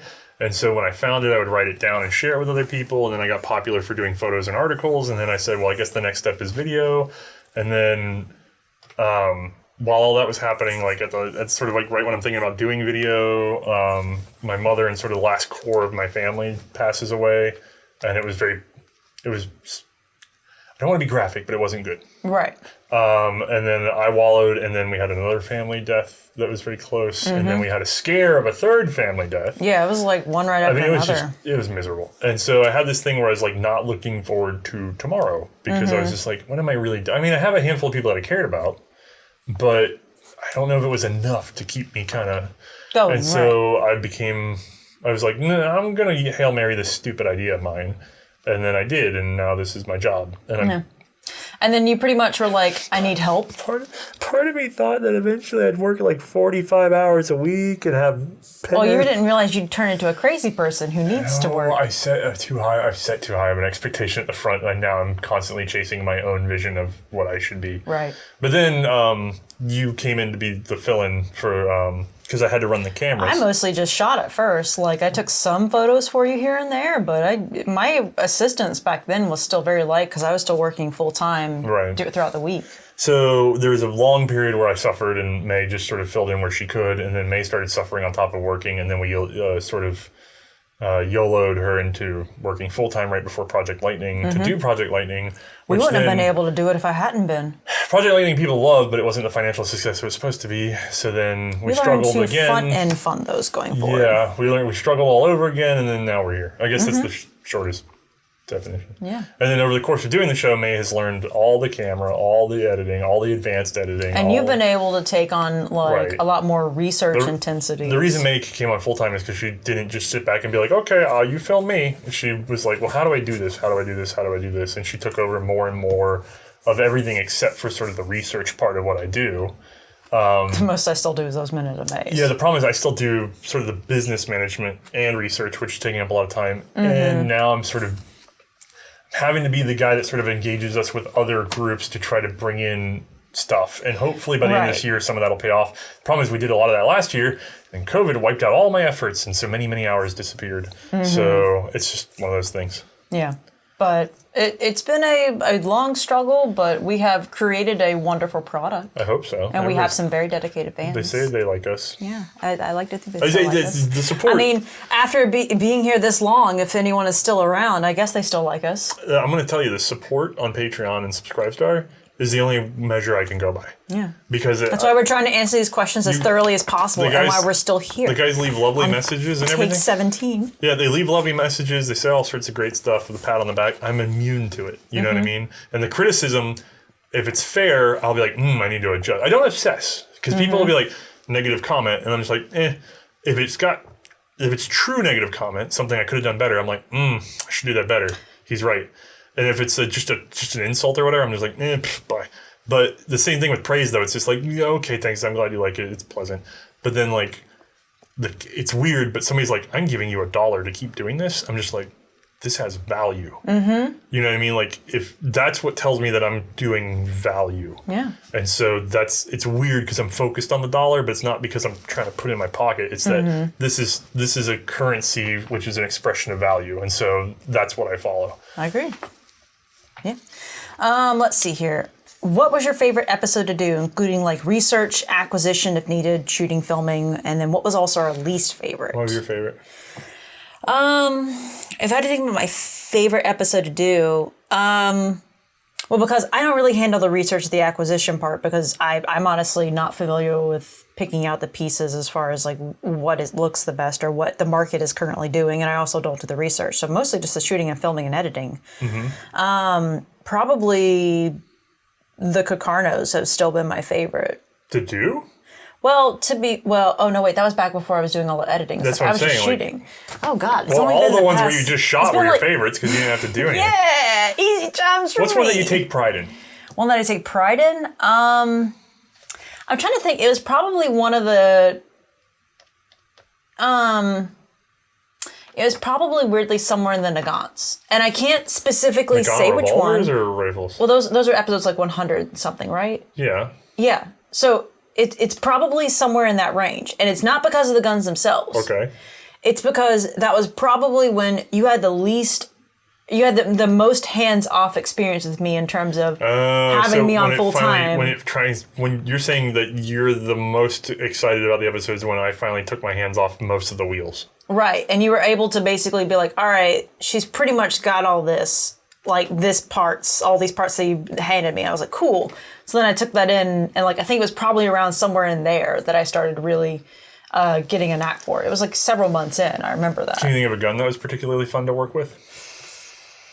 I can think of a couple occasions. Well, I mean, there's shooting experiences. Are you talking about shooting experience or just editing? Just doing the episode. Well, see, the problem is you got to discount the editing because the editing is almost going to be the same process. On everything except for Project Lightning. Which I can think of ones that I hated, like I hated the editing process involved with the black powder guns. Oh yeah. Getting the shooting segment set up was difficult. Right. Things like that. This is supposed to be a positive question. I know. Well, it asked least favorite as well as most favorite. Black powder, yeah, sure. But, sure. Yeah. I'm gonna say. I think most. My least favorite are the ones that never worked. Like, there's whole things where we went through a process, traveled, and then got nothing for it. Oh, God. So those are my least favorite because I spent lots of money and time and came back with nothing. Yeah. That has happened, and I don't want to burn anybody, but... yeah, that was rough. And then my most favorite has probably been... Well, that was episode. That was an episode. But it's so my least favorite is an episode that never got made. Yeah, I didn't even think about that. Right. There's episodes that have not been made because of difficulties. And then there are other episodes that, like, what were some that we actually just got to pull through? Well, the ones that are just really nice for me have been, I think, like the Lewis gun, because we had a lot of creativity on that one. It was the first time I really got into a good, in-depth personal story. And then when we went to film it, we went to film out in Kentucky. Mm-hmm. And that was probably one of our easiest travel trips because Jeff, too, our buddy out there, was very welcoming. It was very easy to get around. He took us where we could work. There was no weird complication. There was no weird BS. Mm-hmm. Like, we just got out there. Everybody was super sweet. They were very helpful. We got it done. And then we got back. And it was like a 2-day turnaround. You know what I mean? Mm-hmm. In terms of just getting it filmed. And then at the time, we actually managed to film the 0815, but then we could never find an 08, and we ended up having to refilm on the 0815, which we borrowed back from Jeff for the Project Lightning, and we borrowed back the Lewis gun. So, like... He also lent us his Tikavere. It's been... Yeah. But the Tikavere was miserable because I was sick and there was a nightmare. Well, yeah. But, so Jeff made it very easy to work with him and his collection. There's other guys that have done the same. It's just, I think, like, he's been our biggest repeat customer in terms of large items getting moved around and very, very easily... Thank you for taking care of your stuff. Yeah. And then John has also been incredibly helpful because he'll bring his stuff to and from us. Right. John Clay's another big donor that helped with a lot of this. Paul's also been great. Yeah, scarce. Well, Paul was his 30s. But we didn't really have to travel for those guys necessarily. I've had fond memories with them. Yeah. But, like, I'm trying to think of, like, a specific episode that went together better than I thought it should have. And I think the Lewis gun turned out to be much easier to do than it should have been. Mm-hmm. And I've struggled a lot harder with episodes since the Lewis gun. If I want to think of one that sort of just worked. That's actually not a bad point. Yeah. I'm still trying to think of one that, I guess maybe like... I know one that you had a lot of fun filming. Oh, that. The shooting the grenades out of the air with the 1897. I am surprised at how well that went. That was a lot of fun. Yeah, that was one of the dumber things we've done. It was a lot of fun. Yeah, I can't not say I didn't have fun with that and seeing the little baby powder come out of there. That was pretty entertaining. But... Yeah, I guess that's fine. Lots of stuff comes and goes in the memory. But that's fair. What do you got? Let's see. After having done the show for as long as you have, what do you look forward to the most? What do you miss about the beginning? So what do you look forward to the most? I look forward to when things just work and they just run. And I get home and I'm like, hooray, all the footage and stuff is here. Let me see. Hold on. How is this worded? After having done the show, what do you look forward to most? Like coming up? I look forward look forward to. Yeah, I'm looking well, the problem is looking forward to assumes that I know something good's going to happen, and I kind of have to make the good things happen. But assuming that I can make the good things happen, I'm looking very forward to actually getting the 1911 up and running. I can't explain to you guys why it's become I had a plan, it was cool, I can't even do it. Then I had to come up with an alternative cool plan, and I'm having trouble doing it. But if I can pull it off, I'm going to be very excited to see all of you react to my insane idea. So just clap your fingers for Tinker Othias.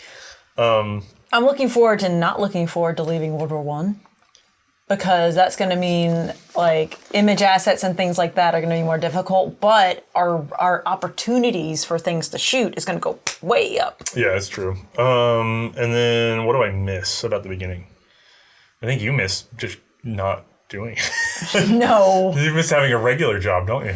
No, definitely don't miss that. No, I actually enjoy how much this has me doing all the time, weirdly.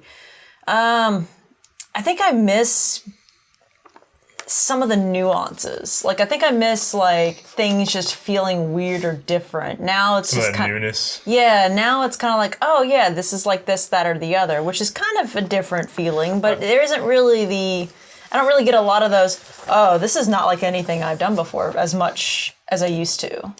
The Webley Fosbury was the most recent one that was one of those newness kind of feelings, like, oh, this is different. I'm not used to this. I kind of miss not having any expectations on me. Because people are like, oh, wow, he pulled that off, you know what I mean? And the more I pull it off, the more people are like, well, he's going to pull it off. Which is probably where the pressure of the 1911 episode comes from. It's like, I've got to pull something off. Right. But, because you can't just do a regular little episode. I used to get a lot more excited about the novelty of the gun in my hand. So, like, the Webley Fosbury is cool. I'd seen it a few times before. And it was fun to get in my hands. But nowadays, man, you can hand me the rarest gun on Earth. And unless it clicks with me for a personal reason, I'm going to be, like, so analytical. Because I'm going to be like, okay, so can Bruno get this apart? Or do we have to do, like, a thing? Like, like, how's this going to work? Work kicks in, and it's just like, I get so far into it, and I go, I haven't enjoyed myself for a second. I've just been working.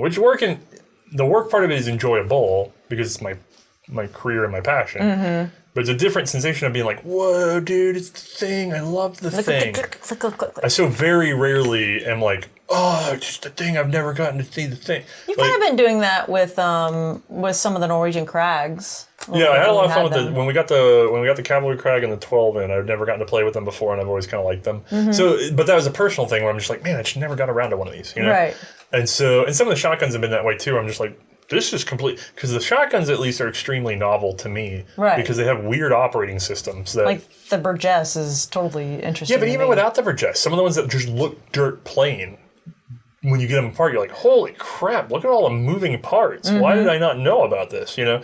So there's some of that still in the world for me. It's just that in general, you know, I get a look at a pistol and I'm like, it looks like the breech block works this way, and yep, okay, and then, oh, that's cool. And there's like, but it's not the same, like, bruh, you know? But definitely shotguns, there's some moments, and then some of the clay traps I've just been like, look at this stupid thing, like, yeah. So I think the clay series is probably the most honest in terms of me being like, look at the thing go. You just get to enjoy the stupid thing. I don't have to overthink the clays. I just, it's like, that didn't work. That's stupid. So there's not a lot of information out on there on them, so you're giving what you're able to come across, and then on top of that, you get to just play with it. The clay series is my laziest series because I just get to be opinionated. Like, it's my closest to being a regular gun tuber, because I'm not trying to throw shade, but there's a lot of guys out there that are just, they have a Wikipedia tier of knowledge of very basic features, you know, and then they give impressions. And so they're like, okay, I'm going to put 300 rounds into this. I'm going to tell you what it feels like, right? That's a value because you're trying to get a reviewed product so that you can blah, blah, blah. We don't do that because we're doing history, right? Right. So they get to go out and have opinions. And then I get to have some opinions, but not a lot. But when we do the Clay Thrower series, I'm like, well, here's some basic Wikipedia tier, although I have to dig a little deeper. But here's some basic information on it. Let's see what it does. Boing! Oh my God. And I just get to have their job for a moment. And it's very nice. That was you shooting the Blanton, wasn't it? Right. Oh, yeah. Okay. You forgot the All right, let's see here. Is it difficult? Wait, is that the next one? Yeah. Is it difficult to keep the show factual and mostly apolitical with internet culture as it currently exists? And let's make sure we cut after this one. Okay. Yes. And I don't know if I can answer this question any more than that without stepping in some sort of landmine. I know. People are trying to make politics into everything. People try to fish you into it too, all the time. I also have, anybody that's hanging out with me for even 5 minutes knows that I have political opinions, and they're mostly insane. But I have They're ideas. not mostly insane. But to be fair, I have solutions for problems that nobody's discussing because I don't know if I just believe in human beings more or less or what. But I have weird ideas, and I'm sure I'm tempting people. But it's nothing sociologically. It's just like functional ideas. Like, what if we did it this way instead of that way? You know. Mm-hmm. But other than that, I'm kind of like a big freedom dude. But the problem is, you don't need to browbeat people with that stuff. No. And you don't. And working with a lot of museums, you have to make sure you stay as apolitical as possible to be able to continue working. The other guys really want to know who I am, and then the other thing is it's encroaching on us. Mm-hmm. We're a firearms show. If it ever impacts us, we'll have to let people know. Correct, and that's the one thing is that if eminent law, and so like people want me to talk about HR 127 or whatever, it's not really eminent. Like it's sitting in a committee, you know. But if there's eminent law that is going to affect me, I will discuss it on the show as neutrally as I possibly can. I'm going to come out and say, hey, this is going to impact what we're doing. Here is how it will impact us. I understand you guys have political opinions. If you want to talk to each other in the comments, I won't disable them. Please be kind to each other. Please, for my sake, just as a favor. And then I'm going to get out of there. And that's only because I'm going to have to inform people about what the heck's going to happen to the show. Right, if something passes or doesn't, whatever. But other than that, for the show, I want to stay out of it. At the same time, me, Othias, has been on other shows, talked to other guys. Yep. I've definitely been lured into weird conversations even in the past 2 weeks. Yeah, that was bizarre. And some people agree with me, some people don't. If you're vehemently opposed to my political opinions that you've heard somewhere else, I invite you to still please enjoy the show and understand that I am doing my damnedest to keep politics out of this show. And we don't do anything with the money politically either. Like It goes to the show. So you don't have to feel like you're advocating for something if you're a supporter of the show. I'm not trying to take your affection for this topic and turn it into some sort of statement. Yeah. Okay. Oh, we got to take a pause. Yeah, we got to take a pause. Okay, we're on page 10 out of 15? 14 and one change? One over. I wonder how long this is so far, because we've lost all sense of time. I know. I'm going to have to edit this later. Okay. I'm going to have so much fun. I'll do some overlays. I'll go watch 1917. I don't watch movies. I just don't do it. It's 2 hours. No, you got to do the clay thrower stuff. We got to get ready. Oh, yeah, I got to do the clay thrower stuff. Thank you. Yep. All right. I got to get batteries tomorrow. Got to remember that. Okay. How has the pandemic affected your choice of weapons for the episodes? Whatever we can get. Pretty much. Machine guns have dried up because we usually have to go to them, and then a lot of them are owned by older people who don't want to get in groups and blah, blah, blah. Right. And then we've made almost no new friends. Because we've had to... Because it's... Nowhere to go. Yeah. Pretty much. It's very like... You got to get in front of people face to face to really get introduced in those communities, and we haven't been able to go do that, and so we're drying up in terms of news sources. So that's why we had to kind of leave World War I and start the Reproduction. That's why we flexed to go to Texas, just to get out there and prove that we're outside and talking to people, because that got us talking to more people. Actually, some good things came from Texas that hopefully I'll be able to talk about soon. Oh yeah, that'd be fantastic. Yeah, it's hard. Just the face-to-face. Face-to-face is the number one way to get stuff done, especially in the gun industry. Oh, yeah. Absolutely. And in the museum industry, too, I think. Yeah. And it's just... But you can't get face-to-face hardly anymore because people are having different opinions about how face-to-face they want to be. So, anyway. Why haven't you taken a vacation already? I'm not saying the curse word. After hearing the 300K subscriber podcast, You're not saying the curse word, but you've been dropping F-bombs. I marked where I said them. I am going to bleep them out. That doesn't mean I said one, you said one. When did I say an F-bomb? In take 11, wherever that was. I wrote it on the paper. I know. But yes, when are you going to take a vacation already? Never. I don't know what that means. They don't want to see you die on camera. If I had, so the problem is I would have to generate a surplus of time and a surplus of currency. And since starting the show, we've never had either. Actually, no, we haven't. We've never had a surplus. The surpluses that we have created, we've used for work opportunities, like driving out to Cody or to a museum to take a bunch of photos, for instance. I can think of 2 occasions in which we had a theoretical surplus and then immediate catastrophe. Yeah. So we've learned that we need to have a carrying savings amount, which we've been working on. So there's no surplus while we're still building that. And then once that's established, I'm going to be very honest with you. In doing the show, I sacrificed a lot of my personal finances and availabilities and blah, blah, blah, blah, blah. We've been doing the show for 5 years out of the same house. The house has received no upgrades in those 5 years. It needs siding. It needs drainage figured out. It needs floorboards redone. Like, the house is starting to suffer because we've consistently tried to support this business ahead of everything else. And so now that we're finally starting to have some currency, I'm having to divert more and more of it to deferred maintenance. And then hopefully that clears up. And then we have the ability to start having personal savings for vacation and things like that. But right now, Even more than currency, time on top of that. Yeah, time. Because a real vacation, you need a week to yourself. I guess the currency was a thing. Like, we could hire somebody else to take on some extra stuff, which would then presumably lead to more time, which would then presumably lead to... To be fair, thankfully the house is 1,100 square feet, so it's not like the most expensive thing to fix. But the problem is, like, every time I almost get on it, something else breaks that's more show related, and so. It's highs and lows. So we're tapping on it. Like, we're touching. We've sort of topped out on Patron support again, but it grew and then topped out again. Yeah. And then we've seen some boost in advertising, but it's so fickle because YouTube can take it away. So what little extra we're getting from advertising lately has been actually shunted over to get ready for rainy day, or if we can pump up enough rainy day, then we can make some home repairs and then. It's not easy life working for yourself sometimes. No. But we're going to try. Let's see. How much longer can you hold World War I? If we got everything we wanted, easily another 2 years. Yeah. Easily. But that would be if we could have everything we wanted. Yeah. So probably... June? I know we're clear to June.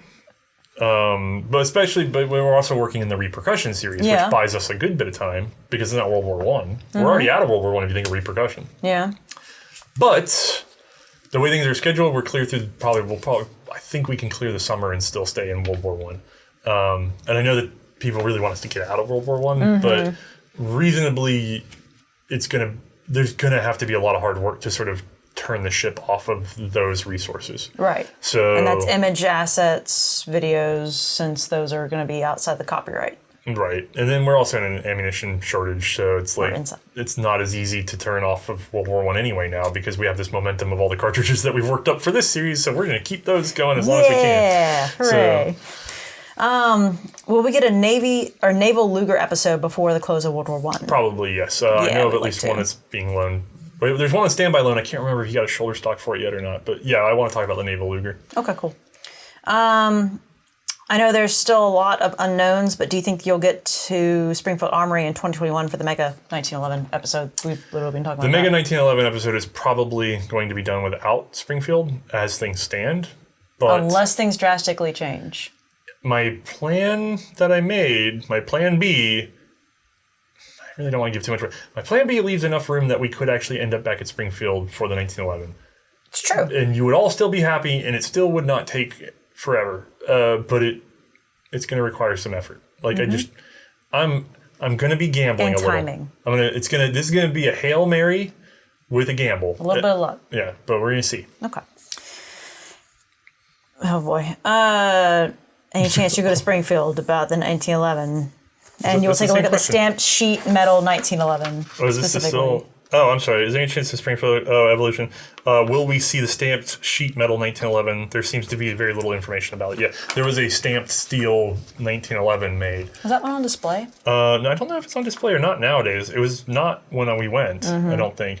But I actually have very lovely photos of that thing, so I should probably I'll put them in for editing. I don't know if it'll be in time for this, but I'll try to get those photos out so you guys can see what they're talking about. I have not done personally a lot of research on it because it's a much later piece, but I've got some cool photos, so I will get those put together for you guys. Yeah, neat. Okay. I'm going to put that over there. That's the last question on the page. Is there a top 10 pistols video version in the works? Not in the works, but that is one we plan on doing at some point. Yeah, the problem is we haven't fired all the... pistols we want to shoot for that. Well, I mean, to be fair, we hadn't fired all the rifles either, but we just got a fair number of them. Well, we had to shoot the 1911. Right. If we don't shoot the 1911, there's kind of no point to that. No, but when we did the top rifles, we shot enough of them because all that was really left were like weird single shots and other sort of derivations of other things. So top rifles we could do because we'd done enough rifles. Right. Top pistols we can't do because we definitely need to shoot the 1911 for the show. And then there's a couple little tiddlywinks that I want to get into that are other full-powered lock breach. Because I think the rule's going to have to be full-powered lock breach. You know what I mean? Well, at least... Because FN 1903 is not really a lock breach, but at least it's getting up there. We're not talking 32, 380. Right. And there's just a couple pieces we need to get through, but then after we've done them and covered them, then we can go back and do the top 10. So that will happen. It's just we haven't done all the episodes for pistols yet. Sure. What are we doing after World War I? Anything. Everything. Like anything we want. No fixed list ever again. No. Last time we ever do that. We might sub-series. Repercussion is its thing. But it won't be something that's like on a hard schedule. Right. Not like that again. Right. It'll just come and go when it comes and go. Right. It'll be an opportunistic series. What guns are you going at? Repercussion, cartridges, rifles. What guns are we going into? Yeah, same question? Yeah, pretty much. Wait, really? Yeah, what guns are... going into for repercussion. Oh, yeah. What guns are we going into for repercussion? Whatever. If it's a gun that's very expensive and hard to get, and we can get it as a reproduction instead. Dope. Yeah, we'll do it. Yeah. I think, we're not going to do the Rinco 97 shotguns because we've already done the 97 as a real 97. And it's perfectly accessible. But, yeah, I could see doing the reproduction Colt 1873s. Probably do a comparison with a real one at that point. Sure. But rifles, sure. If people want it, what you're probably going to see is you're going to see it more frequently with the Colt stuff because it's a single narrative. And then once we clear the Colts, on occasion there will be a repercussion. On a much rarer occasion there will be a repercussion. Yeah. And then what about covering these non-military arms? Saturday night, Kel-Tec stuff, 3D printing stuff. We'd love to. The problem is contextualizing that in a way that fits any sort of our formula. Yeah. The shotgun series is going to be the first sort of 10-minute, 15-minute series that just does commercial stuff. If that formula works, we will probably overlay that onto commercial 22s, right. 30, We've got 30s. The format pretty much for that one nailed down. It's just a matter of if it works, then we can continue it further. Yeah, but you're very unlikely to get a primer on a purely commercial firearm unless it's a repercussion style. Right. Because without that military history, you don't talk about it as much. You're like, yep, they designed it. They never really released much about designing it because it was trade secret. Then they sold this many units and everybody liked it and they wrote some articles about it and they killed a lot of squirrels and bye. Because there's not really... There's no service history with a 22, Right. And then for 3D printing specifically, that one would have to probably be something like a Minute of May versus No, 3D. If we do 3D printing, it probably won't be on C&Rsenal. Yeah, no. Yeah, I think it'll end up on we'll probably have to run up a secondary channel or something like that. There's some talking about a secondary channel anyway because of a lot of the sort of the flotsam and jetsam that we have going on that's not being utilized. So keep an eye out. But I would like to see 3D printed guns talked about objectively without all the hype. Yeah. I think it'd be really fun to see them in short bursts of maybe 10 to 15 minutes like we were thinking about doing the shotgun series. Yeah. So you may... And also, we've discussed it, we're probably going to roll some weird stuff into Minute of May. Yeah. We might just start handing May weird stuff and let her do a minute on it, All right, let's see. Matthias, I would love an episode where you turn around. Okay. And you do a brief chat about the drool-worthy rifles that sit behind you. Yeah, just an overview, not in depth, though they know that's hard for you. They made sure to write that. But then I have to tell everybody which ones I don't own, which is all the good ones. Just to embarrass myself. Here's how I'm not as... Here's John's. Yeah. There's another John's. Jay's thing you left behind. Yeah.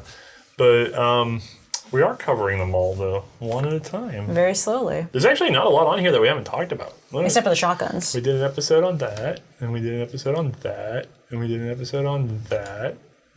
We haven't done one on this yet. It's coming. We did an episode on that. This is entertaining, right, guys? I'm going to do the whole wall. You ready? No. We did an episode on that. Nope. Next question. This one we did an episode When on. can we expect the next This one episode of also Dino Tales? An episode. This one technically did an episode, but this one's chambered in 8x56, I think. Oh my god, no. Now, the one next to it No. is actually 2 rifles merged into one because they blew up, and we did an episode on that. And then, episode. And then, you won't believe this, episode. What was the question? It's a question for you. I just heard I it. know. When can we expect the next episode of Dino Tales?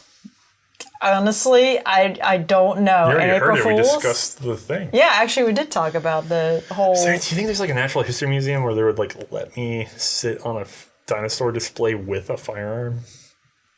Well, that'd be fun. There's got to be somewhere we could get away with it.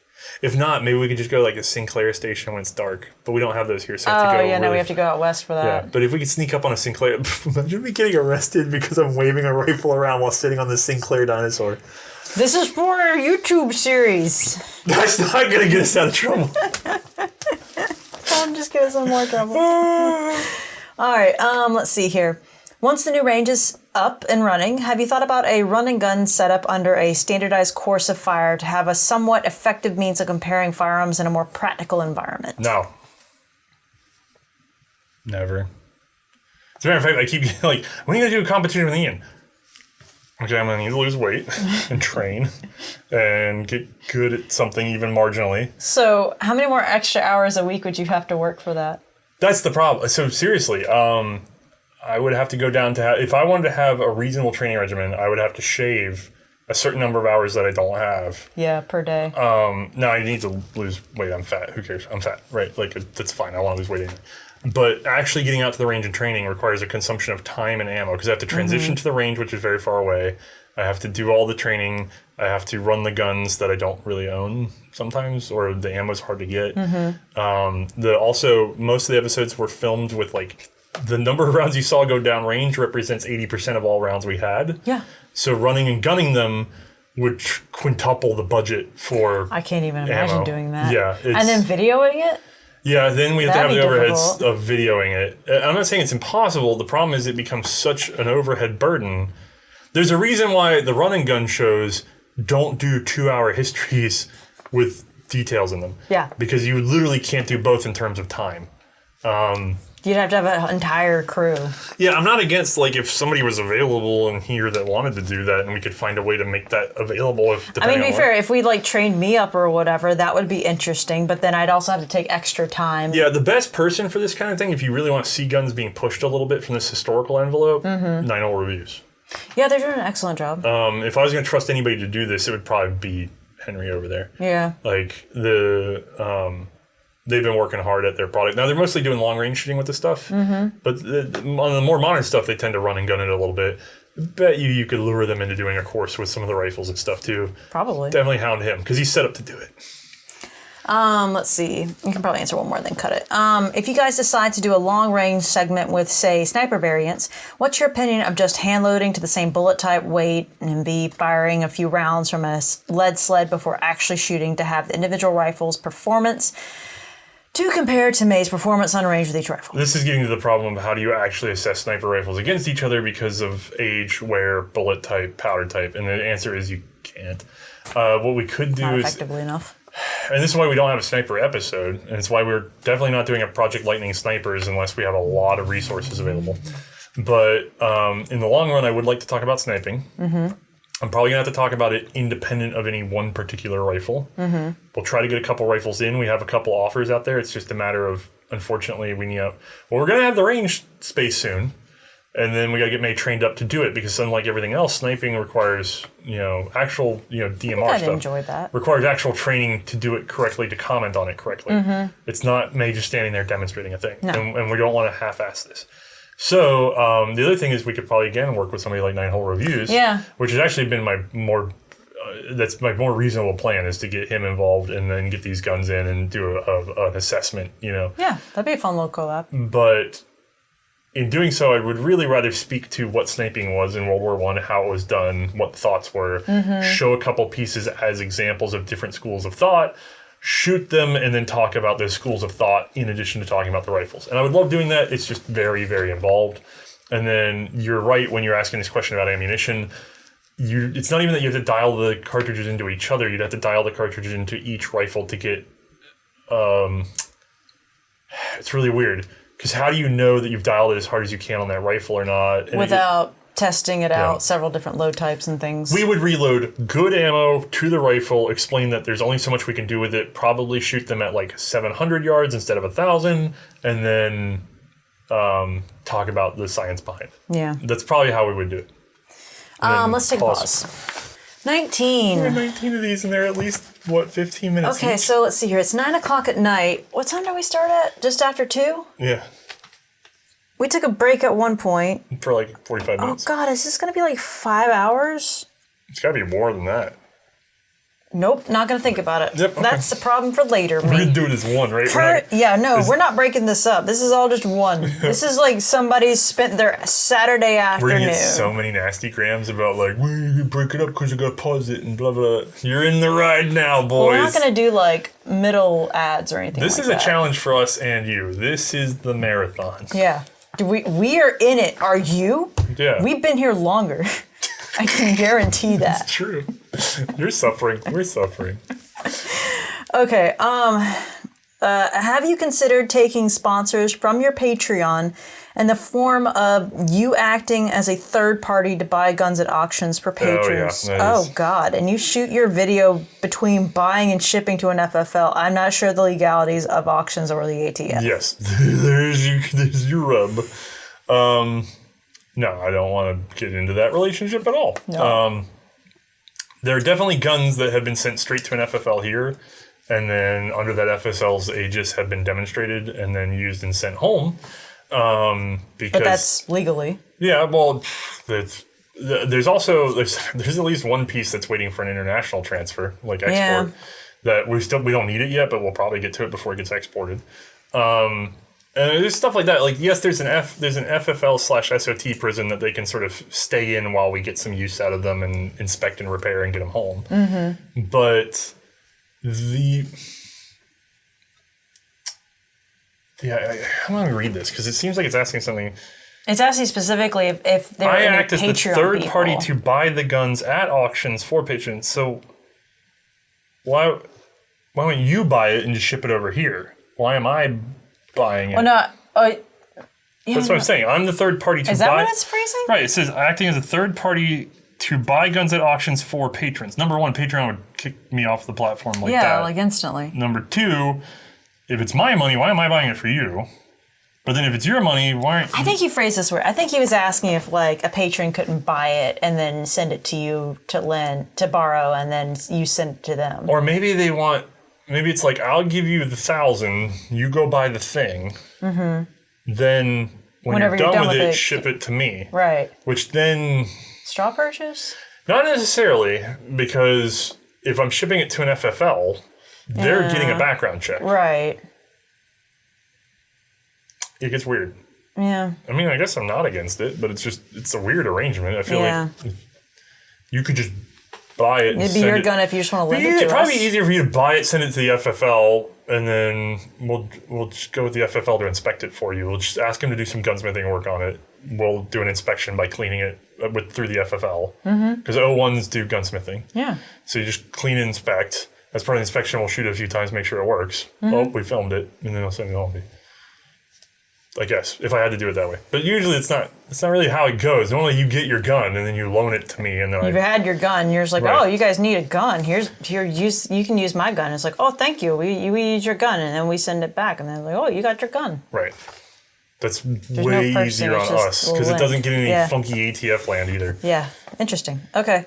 Is it illegal for anyone outside the U.S. to lend you guns? If they're antiques, we're fine. Yeah. But the problem is legal versus pain in the butt. So shipping antiques in and out of the country, especially back out, is not easy. No. There's just so many more things that can go wrong with the shipping process when you're working internationally. Yep. But it's not illegal. No. No, if it's a firearm, we'd have to do it under an import, and then it would get, marked as an import on the receiver in a clear way. And then we'd have to somehow export it back to you, which would be astronomically expensive all over again. So, no, you'd probably see is us import. If it's a firearm, the most you'd see is us having to import it, and then it would still get marked, which makes me sad. Yeah. But it depends on the importer. Some of them are pretty clever with it. Yeah. And then, and I've not been beyond. I always think about importing antiques though, because they're not even a thing here. Right. Yeah. Those are the ones I tend to think of anyway. But shipping them back out, would they? It's almost. I think I have to go through an export FFL. Right. It's a thing. Like it probably is too complicated to be worth it. Yeah. Can you share any frightful experiences with surplus ammo malfunctions you have experienced? So surplus ammo specifically. So we can't really include reloads with that or anything. No, it's surplus. Yeah. No. I can't think of surplus ammo we've had. We don't really use it. We've been hand loading for the series. For almost everything, yeah. Yeah. We don't really work with surplus. I know, I've tried some. I can just say personally, like the number of hang fires I get out of surplus is terrifying. Yeah, that's I've had sad. a few case failures with surplus. Like never anything terrifying though. No, nothing frightful. But I don't use it a lot. I actually tend to stay away from it because I'm not. I know a lot of you like to get out there and shoot. Mm-hmm. We don't have time. We shoot 10, 20 rounds through each gun, and then that's as far as we can get. So it's worth it to just hand load it for safety. And we're all about ammo preservation. So like usually you see us at the range at the time that I'm shooting it. It's usually maybe like the second time it's been shot. Yeah, we'll usually shoot like 5 rounds through it to make sure it's running and check the cases and blah, blah, blah. The old string and blanket, you know? Mm-hmm. But anyway, no surplus ammo problems. I'm sorry, was that not the last one? Other than the Italian Vetterli 70-87-15, been any notable failures or near failures of firearms on range? Vetterli was a significant failure. Yeah, it was a substantial failure. So notable or near failures? I mean, we weren't able to really get the Patron running. Yeah, but that's not really terrifying. It's just more that it just wouldn't run. There's been tons that just didn't run. Mm-hmm. The only other one I can think of that had a potential catastrophic failure is the Gasser 1870. Yeah. And we talked about that, I think, on the episode. That was not great. It's an iron frame gun. And we basically measured out because it had cracking. Mm-hmm. Like it's an iron frame gun. It's got some seams, you know? And we were like, are we going to do this? So we measured it out, string tested it. It didn't continue to crack at all. Right. So we put the rounds, we put the minimum number of rounds out, advised everybody don't shoot them if you have them. And then we retired it. But thankfully nothing bad happened. It took it like a champ.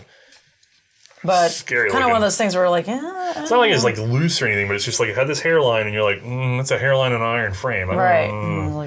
So like we tested it and we went minimally on it and it worked and we were happy and we called it a day. But we've avoided disaster other than the Vetterli. I'm trying to think of anything else. I'm trying to think of rounds. Shotguns have had some spectacular failures in terms of testing, but not dangerous. So just not good, tying up, mostly chambers in bad shape. Mm-hmm. I was with Matt and we were test firing a Breda and it was having weird sluggish extraction and then all of a sudden it extracted really well. Mm-hmm. And it bounced off my cell phone and then it hit him on the cheek and like stuck on his glass because he had his eyes. Oh, the case. And it was just like boop. And it was just like, and so now he has like a scar that's slowly going away. So always wear your safety glasses. Yeah. But that's probably the most remarkable thing. Hot casings tend to be the one thing that's like a risk. Yeah. Because they will fly at you at weird angles. Mm-hmm. That's about it. All right, let's see here. What's your favorite part of making the primer show and or running C&Rsenal as a whole? Yeah, what is your favorite part now? Sleep. That's not running C&Rsenal. It's not even sleep. I get anxiety about going to sleep. I know. Oh, after like 6 hours of sleep, I'm like, you're wasting time. Get up. But, I like the discovery. Yeah. It's that thing where you're like, wait, is that a thing? Especially when it's like something I thought I knew. Mm-hmm. And then I'm like, wow, there's like a little detail. It's like a little nugget. There's like a little thing in here that I didn't know about, you know? It's a little chicken nugget right there. I don't know. It's nice. It's nice finding things that you didn't know. I know. Learning is the best part of this show. Yeah, I could see that. Yeah. I kind of like it. So I'm actually terrible because I don't find that I've enjoyed shooting something until we've gotten back and I've confirmed the footage is there. Oh, I already know your favorite part of this whole series. Watching the hand trap episodes. Oh, that has been so much afterwards. Fun. That has been, well, it's this primer show. Oh, and running C&Rsenal as a whole. Well, I guess that counts. Yeah. Okay. It's usually May's favorite's always watching afterwards, especially because there's stuff in the margins sometimes. I don't really get to think about the enjoyment so much at the time because I'm trying to make sure that I'm aware of the cameras and aware of the piece I'm handling. So usually I'm just more focused on getting the job done and making sure it all looks and appears uniform. Also, sometimes I leave her messages because she does the editing. Sometimes leaves me secret little messages. I'll just whisper little things in here. And then she'll hear them later, and then she'll start cackling. So, I'll just say horrible little things in the microphone. Yeah. Also, you could blackmail me. It's true. I haven't been saving all the secret. I've been saving some of the secret messages, but not all of them, probably. Let's see. What is your favorite type of comment? Those ones that just kind of make you smile. Humor. Well, I mean, it's always the ones that have a good joke are a good joke. So yeah, of course, yeah, sure. I think the ones that connect are probably the ones that are just like the ones that are like, this looks like it took a lot of work. Yeah. You know what I mean? Like people, anything that sort of like recognize effort that went into what you did. I'm not proud of like a lot of guns. I'm not proud of being Mr. Expert. I'm not proud of really much, except for the part where I feel like I work really hard. Yeah. And you especially work really hard. You work just as and hard. When people say... Sometimes harder. It's weird, but, a lot of people are like, May's so beautiful, and I know you're like, man. Yeah, I am. Like, and then, but, if it's like, oh, you guys worked real hard, I think both of us are like, oh, I like that. They know that we worked real hard. It's nice to see whenever an episode has gone over well, people are just like, yeah, this is actually pretty good. Like I bro, this took a lot of effort. And it's like, yes, it did. Thank you for acknowledging thank you. I'm going to go have myself That's a where coffee. my pride is my exhaustion. I'm going to have my beer. I'm going to go finish that work on the next episode. Actually, you know what my favorite is? I'm a patron and blah, blah. And I'm like, yeah, look at this guy. You're making a comment. Being then all like, guilt. yeah. I also have guilt because it's always like, I'm a patron. I'm like, uh-oh, he's the boss. And then I'm like, wait, he might only be for $1. Should I make him the boss? And it's like, like I'm so respectful to the patrons because I'm just like, thank you. This is how I live. Yeah, and I also like the people who have been enjoying some of our banter humor. Like I enjoy the people that are like, that crack me up. Oh yeah, no, I actually do like it whenever we have like the more humorous stuff and people are like, oh, you guys seem fun to hang out with. Yeah. Because I like people. I am fun to hang out with. I mean, maybe not to everybody. You're a pretty decent extrovert. I rile plenty of people, don't get me wrong. But I genuinely like people, and if you see me in public, I've had guys apologize for recognizing me. Don't, just say hi, it's fine. I genuinely want to say hi to you. I enjoy it too. I'm usually coffee or sleep deprived, so just if you have like a coffee in your hand when you approach me, and you pass me a coffee. I'm trying to be better at names, and sometimes I feel really happy. Sometimes I remember you guys' names, and I'm sorry, I'm really bad at them, but I don't forget the people very often, unless you change looks. I write your names down in my phone, and then later, and just in case, because later on we may be like video an episode and be like, yeah, we saw Dylan over here doing this, and then we met Corey. Yeah, it's true.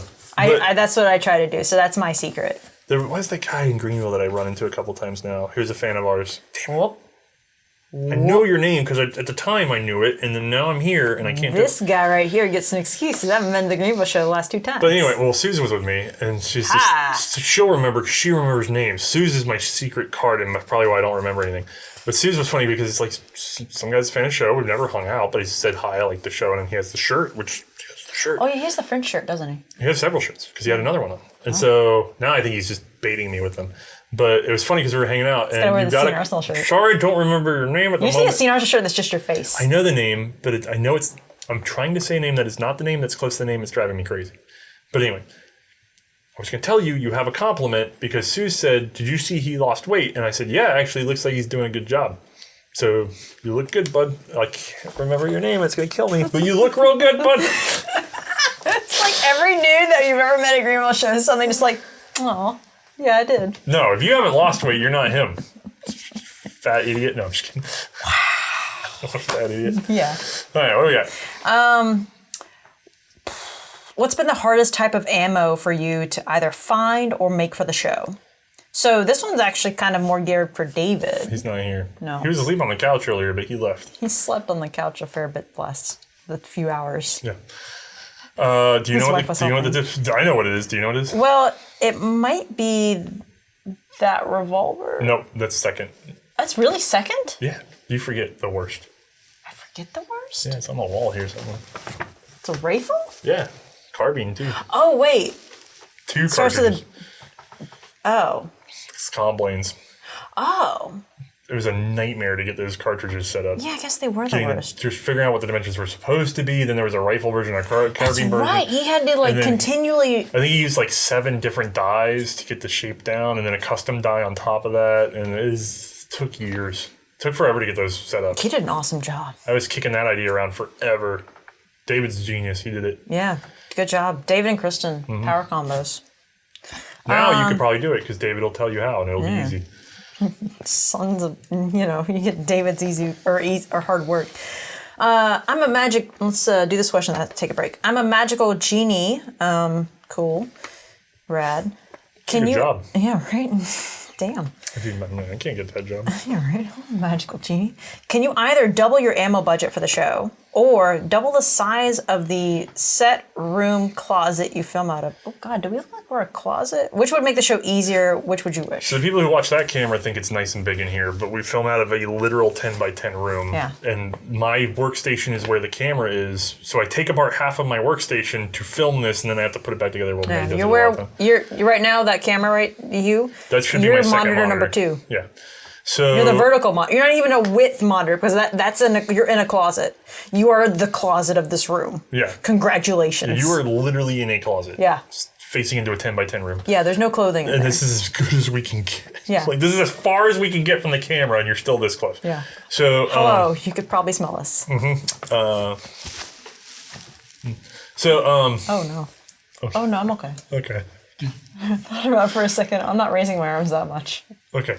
So double the room. Double the room. We don't. Okay. The ammo is costly in terms of. The ammo is costly in terms of getting it set up, but the individual round, if we were to just double the number of rounds, would not be hypercritical. But even if we cut the ammo budget in half, the problem is we can never make time. It's like the vacation comment. And right now, we have been trying for 3 years to find the time to blow out the wall that is behind the camera. So blow out behind and you. And merge 2 10 by 10 rooms into a 10 by 20 room so that we can have a permanent setup. Because right now, I have to stop everything. We not just make a giant studio, but we also gain about 3 feet that's like just wall. And then... But we really want to be able to set up the lights in a permanent way so that we don't have to tear them down and put them back up. Because there's a lot of wasted time that goes into that kind of stuff. My life would be so much easier if we had space. But space costs money. Because you can't just... But Magic Wish, if it just happened, boom, done. Yeah, I can't just set up a magic space, though, because it's got to be secured because stuff, and it has to... And I can't... I'm poor. So... Space. So Magic Wish. Yeah, that's what we take space. Oh my God, I live in a tiny terrarium. Everybody's like, this room's so amazing. What I'm going to do is, one day, he's not even going to notice it. I'm just going to glass up the doorway so that, and just have people funnel in like $5 a head or whatever and just be like, this is the Orthias. Look at him in his little terrarium. He's just sitting there typing like with his little thing of popcorn.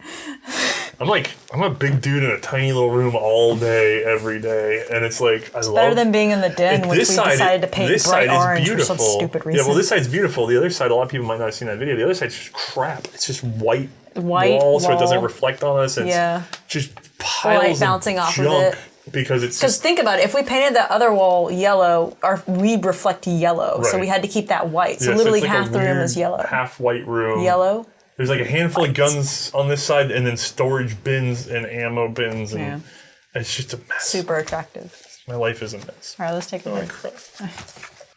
We're on 20. We're on the 20th. Yeah, thing. 20 take page 12. We've got like 2 more pages. Sweet. No, it's 3 because you haven't started. You haven't finished this page. No. If I'm adding, Yeah, it's 3. Yeah. Okay. We're getting there. Oh yeah, we're making it. All right, we've got this. Look, these guys support us. We're doing it. All right, let's do this. I thought you were gonna fist bump me, but then you didn't. No, I punched the chair instead. I got excited. No, do it right.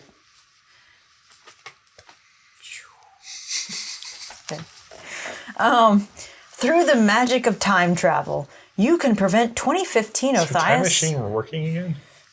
It broke earlier. You dropped us in the Great War at one I don't point. trust this device. I'm not using it at all. Yeah, right? That's This is the Vetterly. It's going to explode. You can prevent 2015 with the highest from making one mistake with regards to the show. What do you tell him? Get a new job. No, I know what you tell him. What? You tell him that the Great War is going to dick around on showing your videos. Oh, my God, yes. So don't set yourself a rush schedule. Don't rush. You guys have no idea. Like, the Great War came to us and said, we want to use pictures. And we said, okay, but we're going to do a video series. Do you want to do a collab? And they're like, yeah, can you do this? And I was like, yeah, give me some time to get it together and get some episodes out. And then they rushed me. And they're like, no, let's go. So we did the French rifle episode with them right away. Which did two things. One, it got us locked onto French rifles because then we had to make episodes to go with that episode of theirs as fast as possible. And so they're like, oh, we're gonna do this, like we're gonna record this and then we'll release it in like 3 weeks. And it's like, oh boy. Well, since we're gonna get it for series, we're like, oh, we got to start doing our own videos like ASAP. Pounded through the first 5 episodes, like just and we started the schedule of bi-weekly. Right, unbelievable panic. Does that mean once every 2 weeks? Bi-monthly? I don't know. Anyway, every other week. Anyway, we went into a horrible panic mode to get all these episodes together. Because we were like, timing's too perfect. We got to do it. And then nothing happened. Yeah. We were like, hey, guys. And they didn't launch it. And then they're like, oh, now our bosses don't really like guns. And you're like, it's the World War I channel. Do the thing. And then it dickered around. And then they did a collab with Ian. Yeah. Which they just did. They just did it. Yeah. So we had done this months ahead of time. We were the first ones to work with them. Yeah. And then they did a collab with Ian. Or no, it wasn't a collab. Ian did a big thing referencing them and driving them viewers. That's what it was. Oh, right. That's what it was. It wasn't the collab. Yeah. So Ian does a video in which he mentions them and gets everybody going that way. And so now they get this flood of Ian viewers. And only after that happened, months later, they suddenly were like, and by the way, we already had our own little following. We never got the kick up that we wanted, right? Then they released our video, and I was inundated with, who is this fat, and why the hell isn't Ian on it? I mean, I got hate mail for weeks. And all of our episodes got shredded. They were just calling you fat because Ian. They were like, the lighting was weird and everything. Because we did them in like it was a mad rush to be ready for the collab. Our audio was terrible. I could have dicked off for months. I could have just been fine. And we could have just taken the time to get the lighting right, the video right. Yeah. No. That's what you would go back. That's what I would go back and tell 2015 authors. I'd be like, bro, chillax. Let's take some time to get this right. Trust me. That's what I would. We would have had a much better product out there. Don't even. It's fine. We got there in the end. I'm not bitter. You're just sad for past you. I got a wire and I'm trying to wipe my glasses. How's that going? I'm getting tired. Oh, show them your eyes. No, they're tiny. I have small eyes like a crab. All right, so no, yours are fine. Your eyes are big. You have normal glasses prescription. I think I was accidentally widening my eyes when I did that too. I have Mr. Magoo vision. Like it's true. You have really bad vision. These are like but I like your glasses. They have leaf springs. Yeah. Anyway, can you post a video with a compilation of your war declared montages with links to their sources, or maybe just a minute of May style version on each montage? Do you actually have? Did you track those? No, I did not track those. Can I? Yes. Am I going to? No, the amount of time that would go into that. Like, I feel like it would get really repetitive, and then there's only so much the that footage is really joke and meme of it's gonna be. Yeah, there's a lot of video on the National Archives though. Like, really, just go search do each year of the war, and punch it in and filter by video at the National Archives, and you will be entertained for days. So much video in there, but the problem is that you had to pull through If you find something cool, show it to me. You had to look through like hours of video to find the things that you would need. Right, and then I stitched them together, and a lot of them were kind of haphazard, like done. So I don't know that I could even find the videos that I used back then because we switched media storage since then. And that was not well taken care of because it was a joke thing. I just kept going. I'm sorry. May, did Kevin ever shut up? No, he doesn't. He does not shut up. No. Kevin does not know. He's going to be here tomorrow, possible. And you know what he's going to do? Not shut up. It's going to be blah, blah, blah, blah, blah. And I would be like, Kevin, he's quiet, but he sure as heck ain't shutting up. No. All right. It's fine. I actually enjoy his blah, blah, blah, blah. Kevin's your best friend. Yeah. We talk about cooking and stuff. And then I tell him to shut up. If you'd won a Gundy, what would your charity have been? So when you win a Gundy Award, you get $500 to give to a charity. And I would have picked a museum. Yeah. And I'm going to be honest with you, I would have, because I wasn't up, I didn't think about it, right? Yeah. But I would have picked the museum that has the clearest path to individual donorship. Because I talk to museums, they like endowments and all this other stuff, but they often don't have a way for you to give $5 to $20 easily, or at least not in a way that you can find easily. So the museum that does have the ability to do that very clearly is the one I would pick because I'm only giving them $500. It's not a lot of money. But because I'm doing it so publicly, I'm giving them some advertising. So the museum that's capable of receiving that advertising and putting it to use is the one I want to give it to, because what I don't want to do, it's not that I hate the other museums, it's just, here's $500. Also, you have no way for anybody else to support this message, so it's not doing anything for you. It's just $500. Right. But if I give it to somebody that has more social media presence or a donor portal that is more accessible, I can say, hey guys, they gave me $500 to give away. I'm going to give up 500 of my own bucks, and I'm going to do it by going to www.thismuseum.com. Right. It's a way that you can push to the museum. Right. So that's who would get it. It's the one that would be most likely to be able to utilize it. Sure. Makes sense. All right. How are the patches going? They look like someone would love to see ones of little face animations like you did for Project Lightning. We did them for Project Lightning. Yeah. Did you not buy those? I mean, what other little face? Did you not buy those? What other little face animations? No, I mean, the drawings. Yeah, I know, but they said they'd love to see ones of little face animations like you did for... Oh, they just didn't see those ones for Project Lightning then. I think so. Ooh. There were patches. Yeah, there was a whole set of them. That had me, him, and Ian. Yeah. None left. I'm sorry.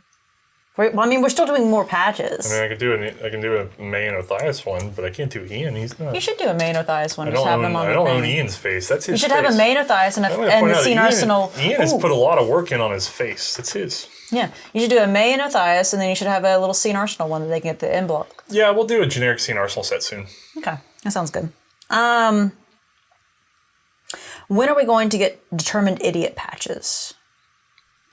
When it becomes a thing. Yeah, it's not even. It's more of a phrase right now. We haven't really done it as a thing. No, I mean I did a. Although I do own it. Don't steal it. That's mine. I did that. I coined that. Yeah. I'm jealous. Somebody's gonna steal it. Probably. Okay. It's because we said it. Yeah. Will you create a new poster for semi-auto handguns or machine guns of World War I to match the other World War I posters? Yes, but I have not gotten all the pistols into photograph. So that's why I'm stuck. We're kind of in that phase right now. Or machine guns. Oh yeah, I definitely haven't gotten all the machine. I want to do a light machine gun poster, but I've never gotten to photograph the Bergman 15. Right. So I can't do a complete light machine gun one. Otherwise, I think I can. I think that's the only light machine gun I haven't been able to photograph. Well, that'd be pretty rad, though. So if you know a collection where I can get to one and photograph it, let me know. Yeah, that'd be dope. So, Let's see. What's the biggest, heaviest gun that you've each fired, and what's the biggest that you think you can handle? well, I mean, if it's man portable, it's the Tiki Bear? That was 40 pounds. Was there something... No, wait, wasn't the... Boys weigh more, don't Wasn't they? the Hotchkiss portative heavier? Wasn't it 40-something? Is it?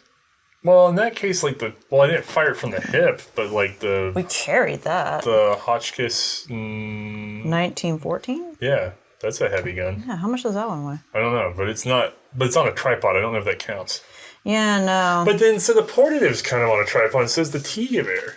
Yeah. So maybe I don't, it's gotta be like the Hotchkiss 1914 if it's just sheer weight. Let me see. Hotchkiss 1914 weight. You can't trust the results. Oh, no, probably not. They say 88 pounds. Is that with the... Tripod. Yeah, it's got to be with the tripod. See, then we're getting even weirder. Yeah, because you're not carrying that with the tripod. Although there's no real easy way to carry what this the thing. heaviest one that we freestood is. It's probably one of the black powder rifles with a repeating mechanism, like the 7184 or something. Maybe. I don't know. You've shot a boy's anti-tank rifle now. I have, yeah. We haven't shot it for the series, but I have gotten to try it. What was the second part of that question? Not just weight, but...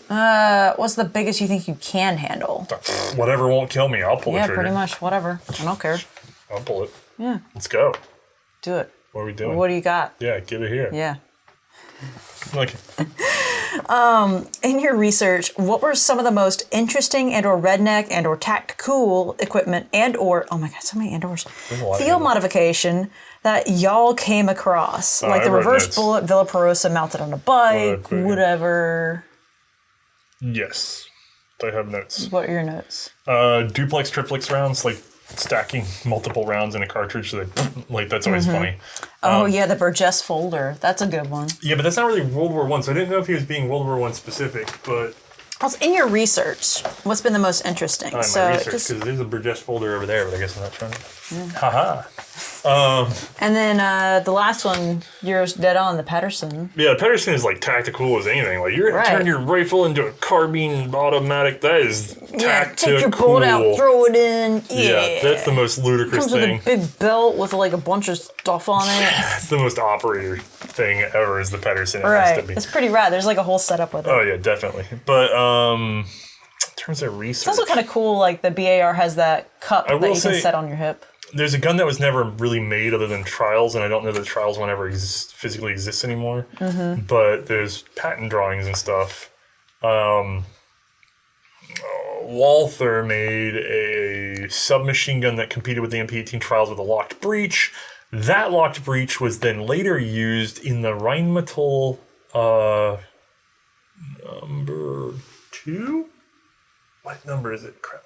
Number 4. The Rheinmetall shotgun. The Rheinmetall did a number 4 automatic shotgun, which is people will think it's a clone of the A5, and it almost entirely is, except the locking mechanism is not the A5 locking mechanism. The locking mechanism is the mechanism from the Walther experimental submachine gun, which I am very proud to say is something that I think I discovered because nobody else has ever mentioned it.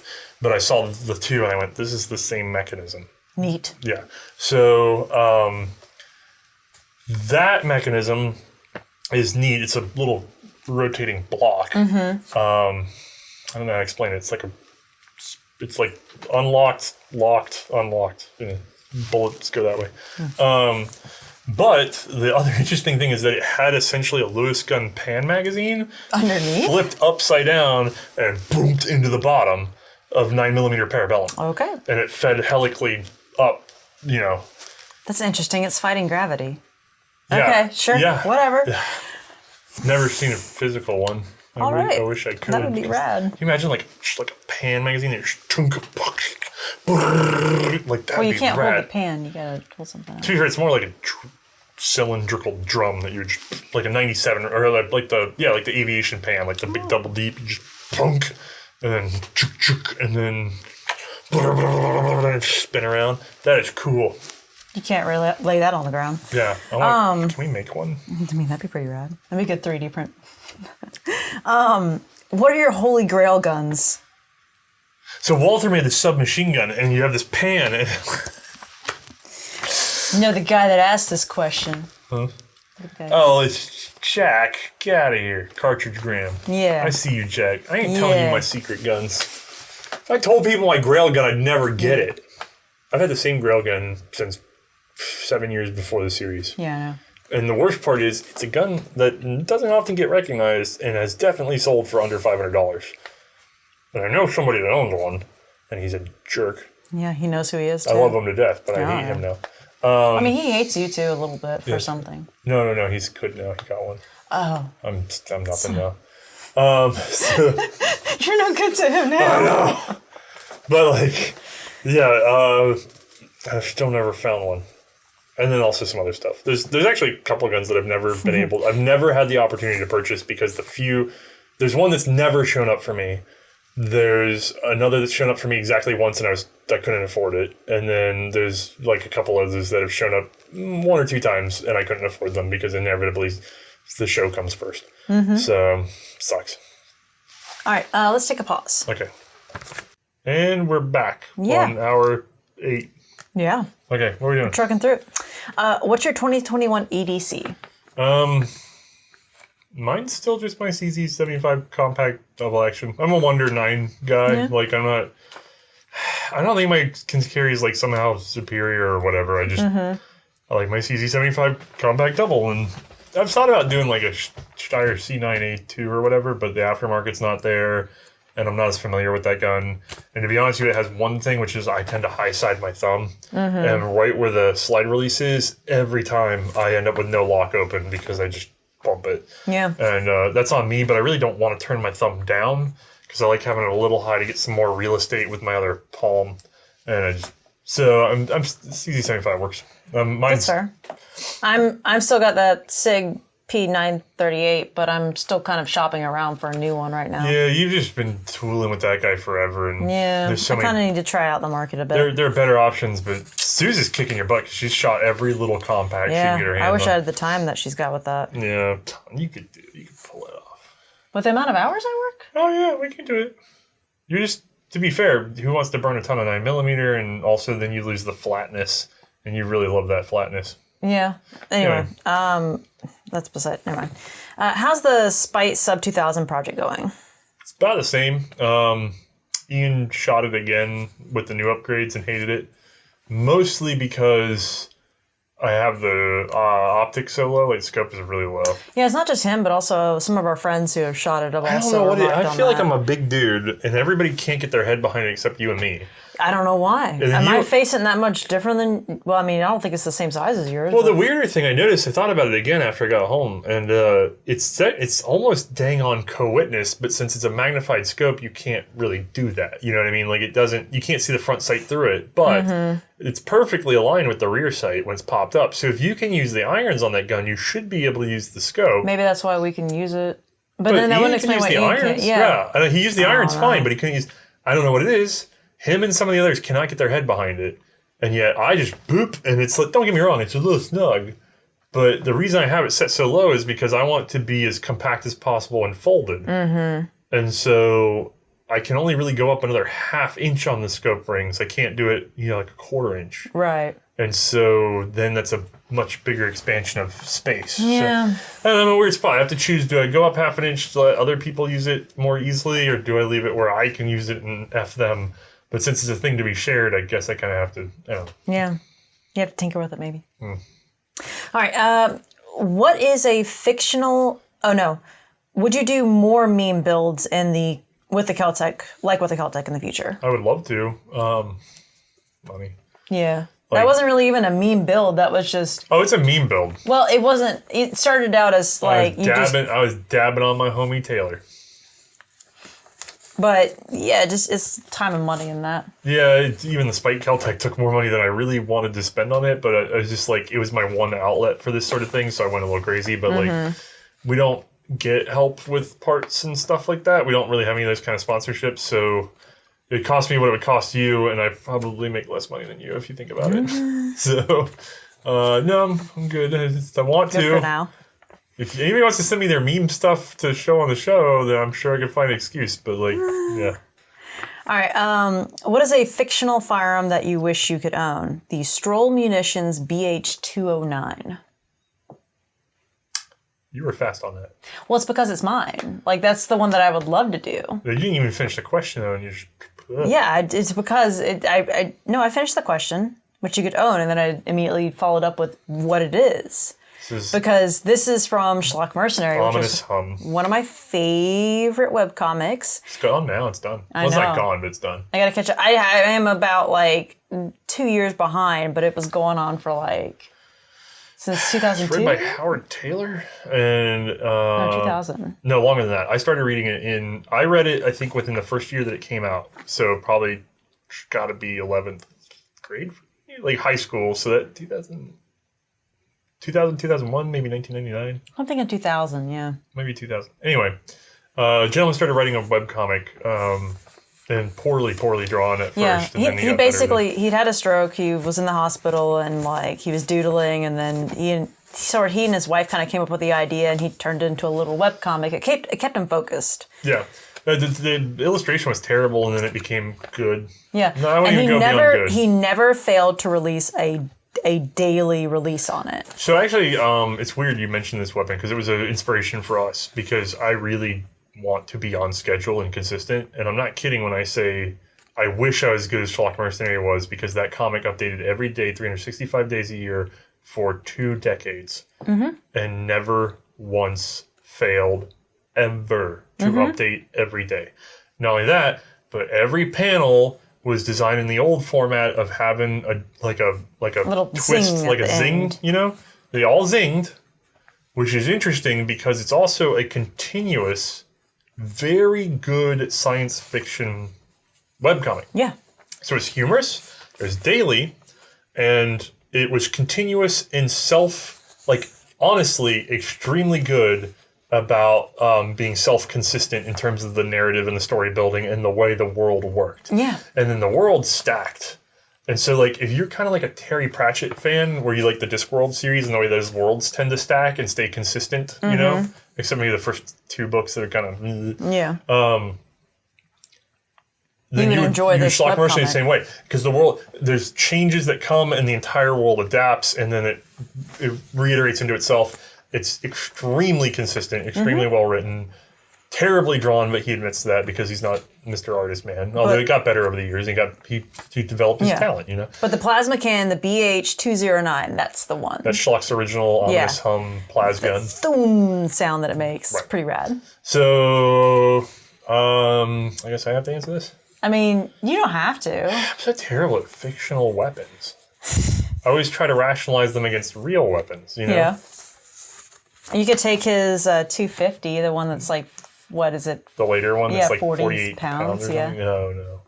I'm really bad at this.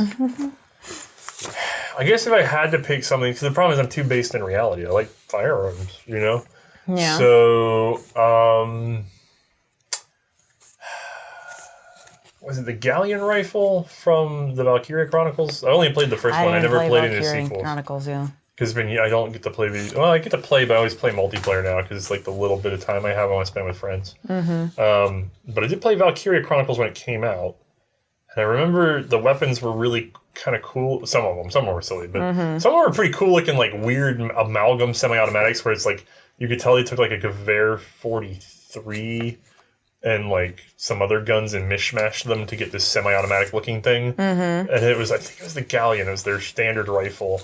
But there was one version of it where they're like, yeah, we want to get the fire rate up, so we just put a water jacket on it.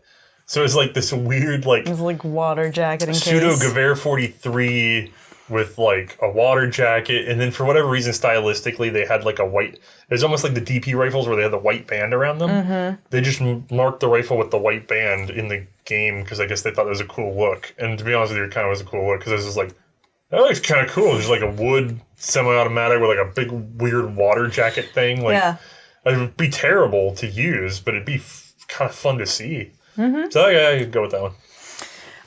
Let's see. What is Maze Just for Fun gun? Also, do you think we'll ever do a Maze top 10 list for carbines or pistols? I mean, for pistols, definitely, yes. Yeah, we're going to do pistols. Carbines kind of rolled in with the rifles. Yeah.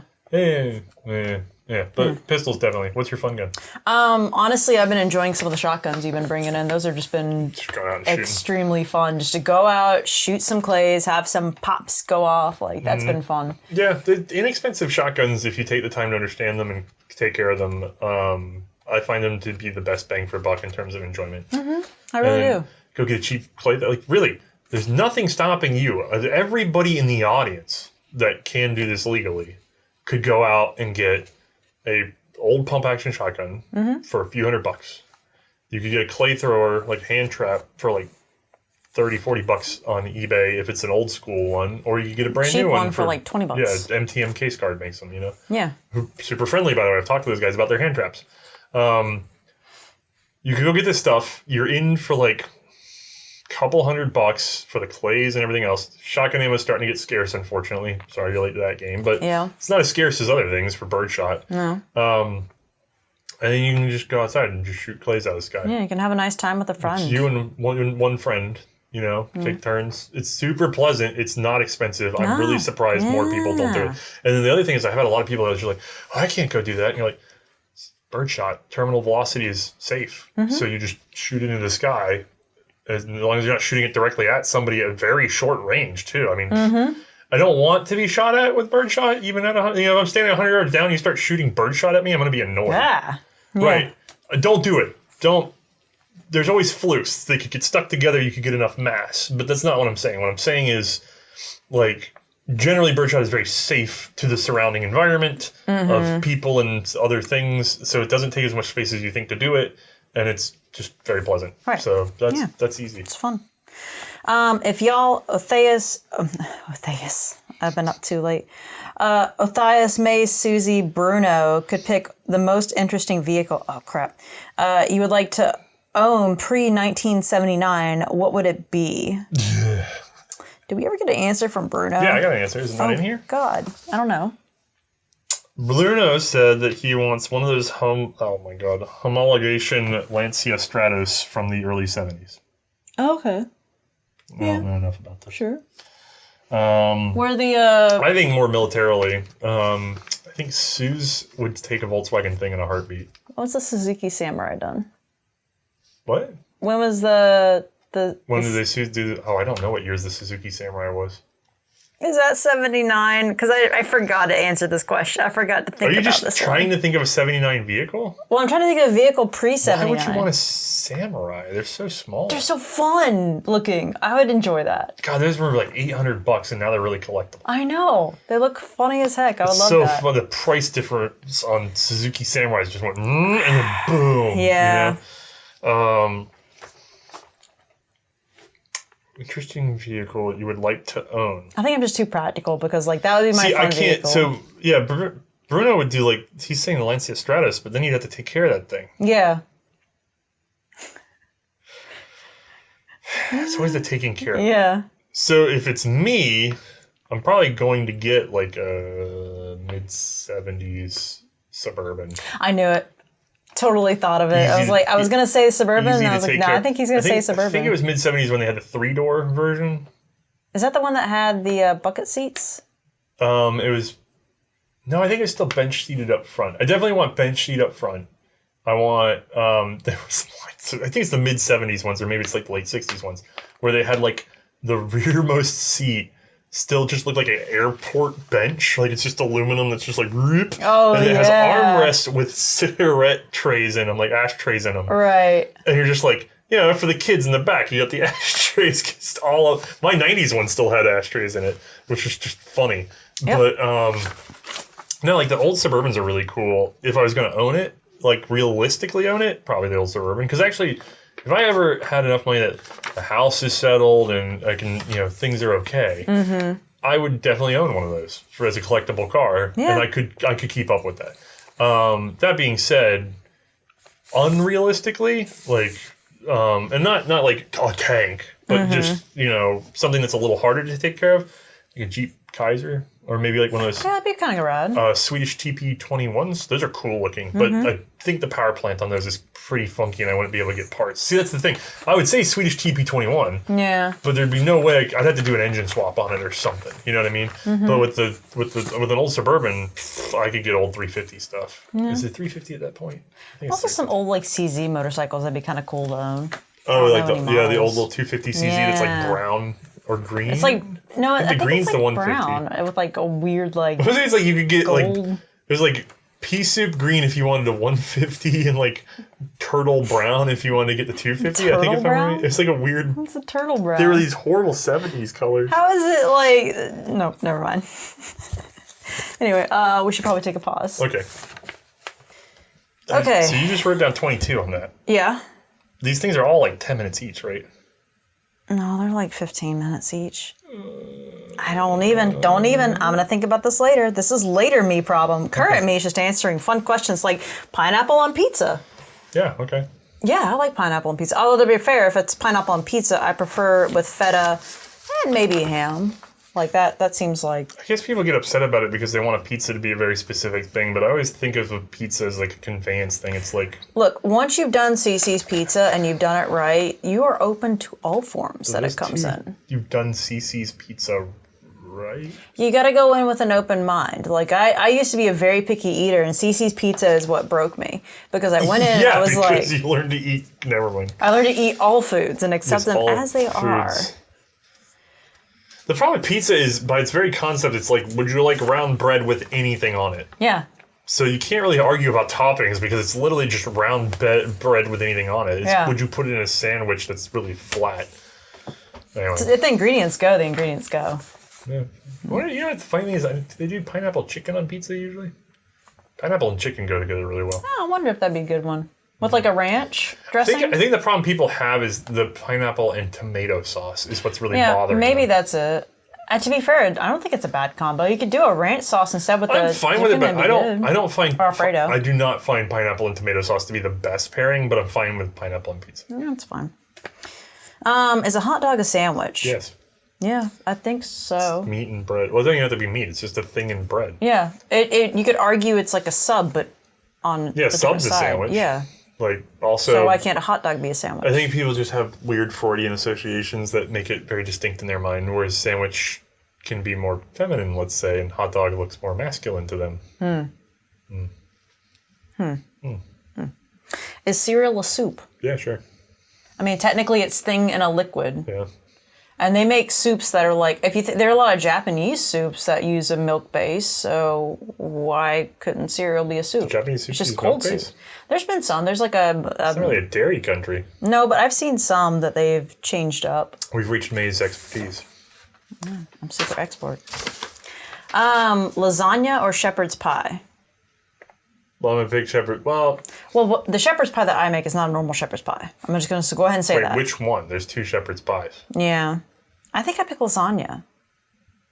I don't get lasagna very often. I like lasagna. I think I'd be more titillated by the lasagna if it was like, if you told me it's going to be 6 months and you're going to eat this once and then you don't get it for 6 months. Probably go with the lasagna. Same here. But if you told me we're going to make a boatload of this and you're going to eat it every day for 4 days. Shepherd's pie. Yeah. I think Because, so. especially with me, because tomato sauce will kick my butt eventually. But even without the tomato sauce kicking my stomach's butt, I feel like I would get bored of the lasagna faster. Yeah. Instead of lasagna, I'm too lazy. I'll take a ramen and I'll make it, and it's whatever chicken, packaging that comes with, and I just take that, and instead of eating it with the broth, I'll just put tomato sauce on that, or pasta sauce on that. Yeah, you're a true college student mentality. It's delicious. Try it if you haven't. And banana mayonnaise sandwiches. No, we're not doing banana mayonnaise sandwich. What are the signature dishes of the show regulars? Who Banana cooks mayonnaise best? sandwich. The last time I've had one, it's been like a year. I've actually been craving it. Why didn't you go get some bananas? I gotta go to the grocery store tomorrow anyway to get Kevin his cranberry Are you gonna make juice. him eat one of these? No, I got the makings for the shepherd's. should make Not shepherd's Kevin pie. eat one. I'm making a chili mac. You should make him eat the banana mayonnaise. I'm not sandwich. gonna be mean. Some What's my people don't signature like dish? that. Do I have a signature dish? Popcorn. That I make popcorn. I mean, there was that time that I made you corn dogs and tater tots and put them all in a bowl together. Yeah, but that would be your signature dish if that were right. overtime. What do you Also, make? probably your signature dish is probably actually your shepherd's pie. It's not really a shepherd's pie. I just call it that. Yeah, but but it's people not. really like it. Yeah, To be they seem to fair, like May it. cooks really well. Thanks. I've learned how to do that now. Yeah, you take it seriously too. It's weird. Yeah, I kind of enjoy it. It's becoming a fun hobby that also benefits the family. I do not cook so well. No, I he's cook actually naturally pretty pure good. Chaos. Well, yeah, but it's pure chaos. Except for that one time about the honey mashed potatoes. No, that was interesting. different. That that wasn't- was for somebody that was sick. I thought I could sneak it in on her to help her with symptoms, and yeah, and then work. it just didn't work out. But that was different. That wasn't cooking. That was like me trying to mask like a throat lozenge. Yeah. But no, I'm an idiot cook because I'm just like, I didn't go to the grocery store. What's in the house? And I will find weird stuff and put it together. And It comes out okay most of the time. Yeah, I got about 7 out of 10 hit, maybe a little higher. It's higher than that. It's like 9 out of 10. It's just it's usually like But more just okay to good. Yeah, generally the people in the house will be like, "What did you put in here?" And I'm like, "Is it awful?" And they're like, "No, it's pretty good, but what did you put?" And I start listing, and they're like, "Why did you put that together?" And I'm like, "Oh, just..." Yeah, he's got a good natural knack for it. Yeah, but the problem is I can never repeat the recipes because it's just literally me in the kitchen going, this is going to need some Does that queso. work? Yeah. This is going to need some queso. Weird chunk. Yeah. Yeah, okay. And then Bruno makes a good borscht. Like, Bruno makes a lot of good food. he's actually pretty good chef. Bruno's a Bruno good kicks chef. my ass. Yeah. Yeah. He makes good food. Like, I hate beets. He made borscht that I freaking loved. Yeah. That was amazing. Bruno's a good cook. Yeah. Let's see. And so is Susie, too. Yeah. What are this? Oh, I just asked that. Describe the ideal breakfast and why it includes grits. And if not, explain yourselves as Southerners. No, grits is good. Yeah, well, to be fair, I don't really eat breakfast. I should. Neither one of us really do. My stomach doesn't really I don't know why. If I eat too early, I feel nauseous. Same here. So I've learned what routine works for my body best. But if I were to have breakfast, it has grits, but I go to a buffet. I do everything at once on an entire plate. Like the bacon with I mix it together in just a big thing. May's answer to breakfast is the all-star breakfast from Waffle House. Oh, yeah. Giant waffle. No, I don't mix the waffle in there. I'm not freaking crazy. No, but I break everything up and then scoop it onto the bread. Would you like a light and fluffy waffle with syrup? Yeah. Okay, would you like some grits? Yeah. Would you like some eggs? Over easy, please. Do you really care about the toast? I mean, I actually like to use that as the thing to pick it up with. What else do you want in there? Maybe some hash brown?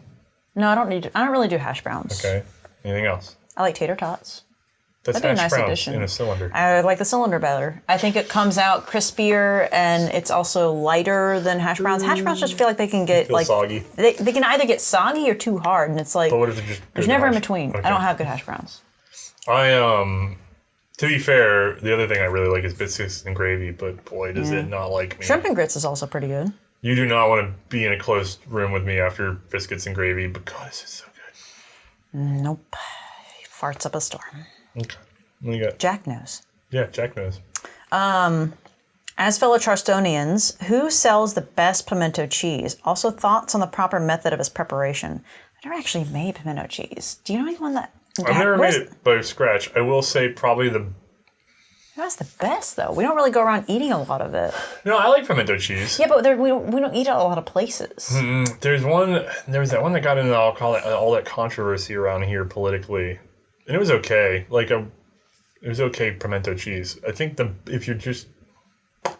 I know Swig and Swine has a decent pimento cheese that they do. Yes, that's true. But to be fair, I'm also biased towards them because they will serve it with fresh pork rinds. And they are fresh. Like immediately fresh pork rinds with pimento cheese. It is awesome. But see, that's different from sandwich pimento cheese because I don't know if I really want that in my sandwich. I do like a lot of mayo in mine, I've learned. But then again, I'm a mayo person. Pimento cheese sandwich? Yeah, well, pimento cheese in general. So I eat the cheese to mayo ratio in terms of its proper method of preparation. I'm not that big on the mayo with the pimento cheese sandwich. I think you converted me to it a little bit, but not fully. Okay. I like it like a pimento cheese sandwich with some crisp lettuce and just straight up, like a little toasting.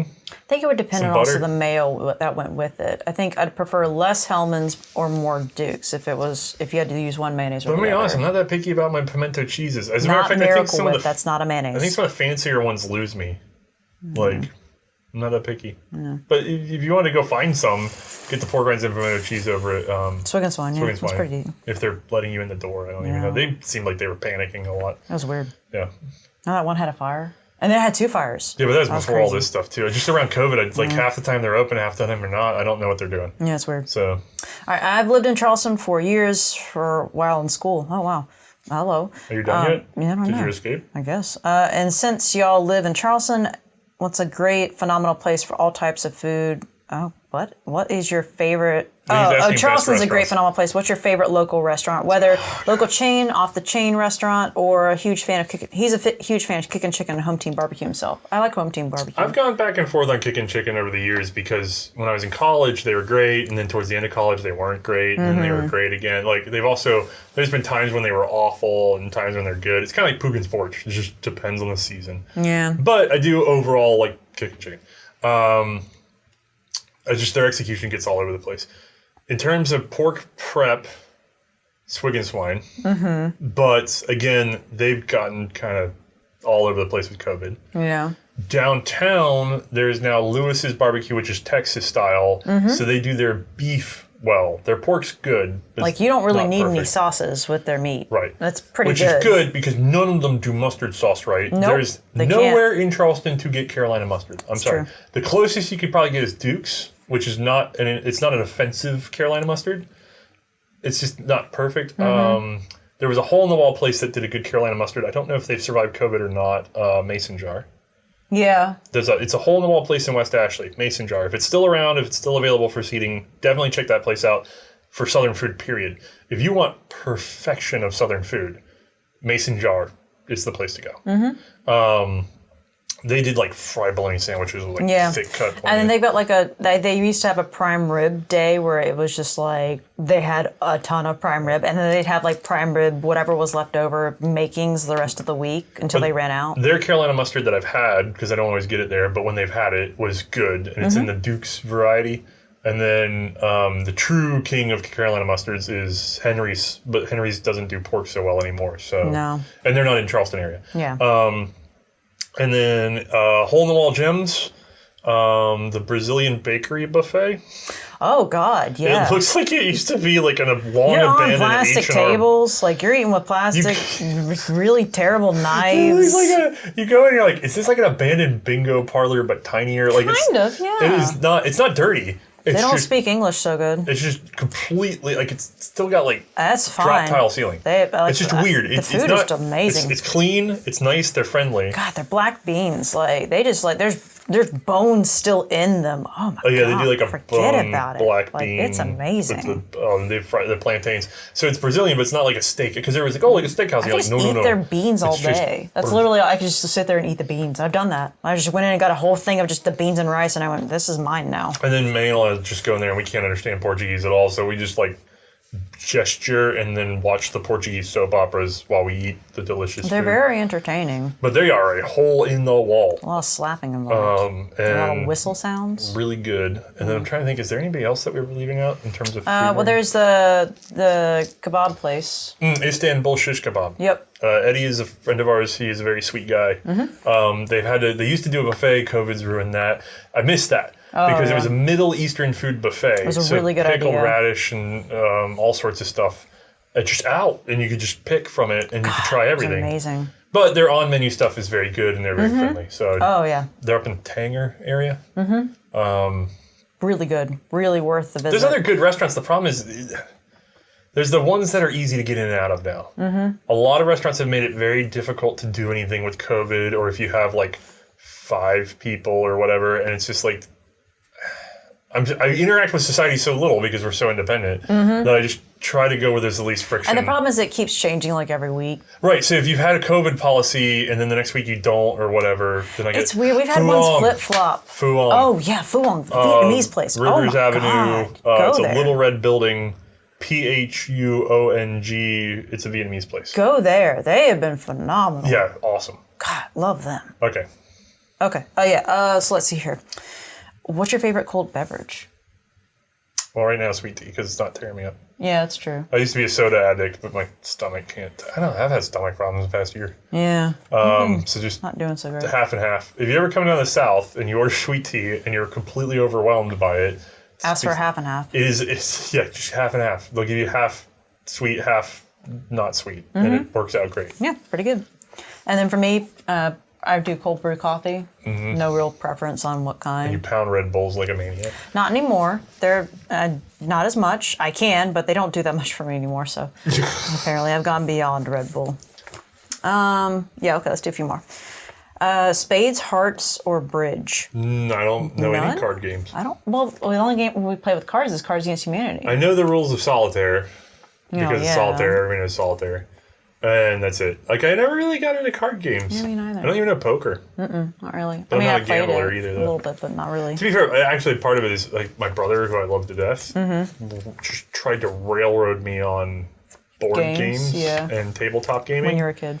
And it was too early, and I kind of burned out, and then I just kept trying to duck it because I didn't want to get... Maybe that was his way of trying to build a relationship with you. Oh, no, it definitely was, and I love him, and I'm very sorry that we didn't spend as much time together, but some of it was like, I was too young to want to spend 7 hours at a gaming thing, and I just sort of started avoiding it, and then I got a distaste for that stuff.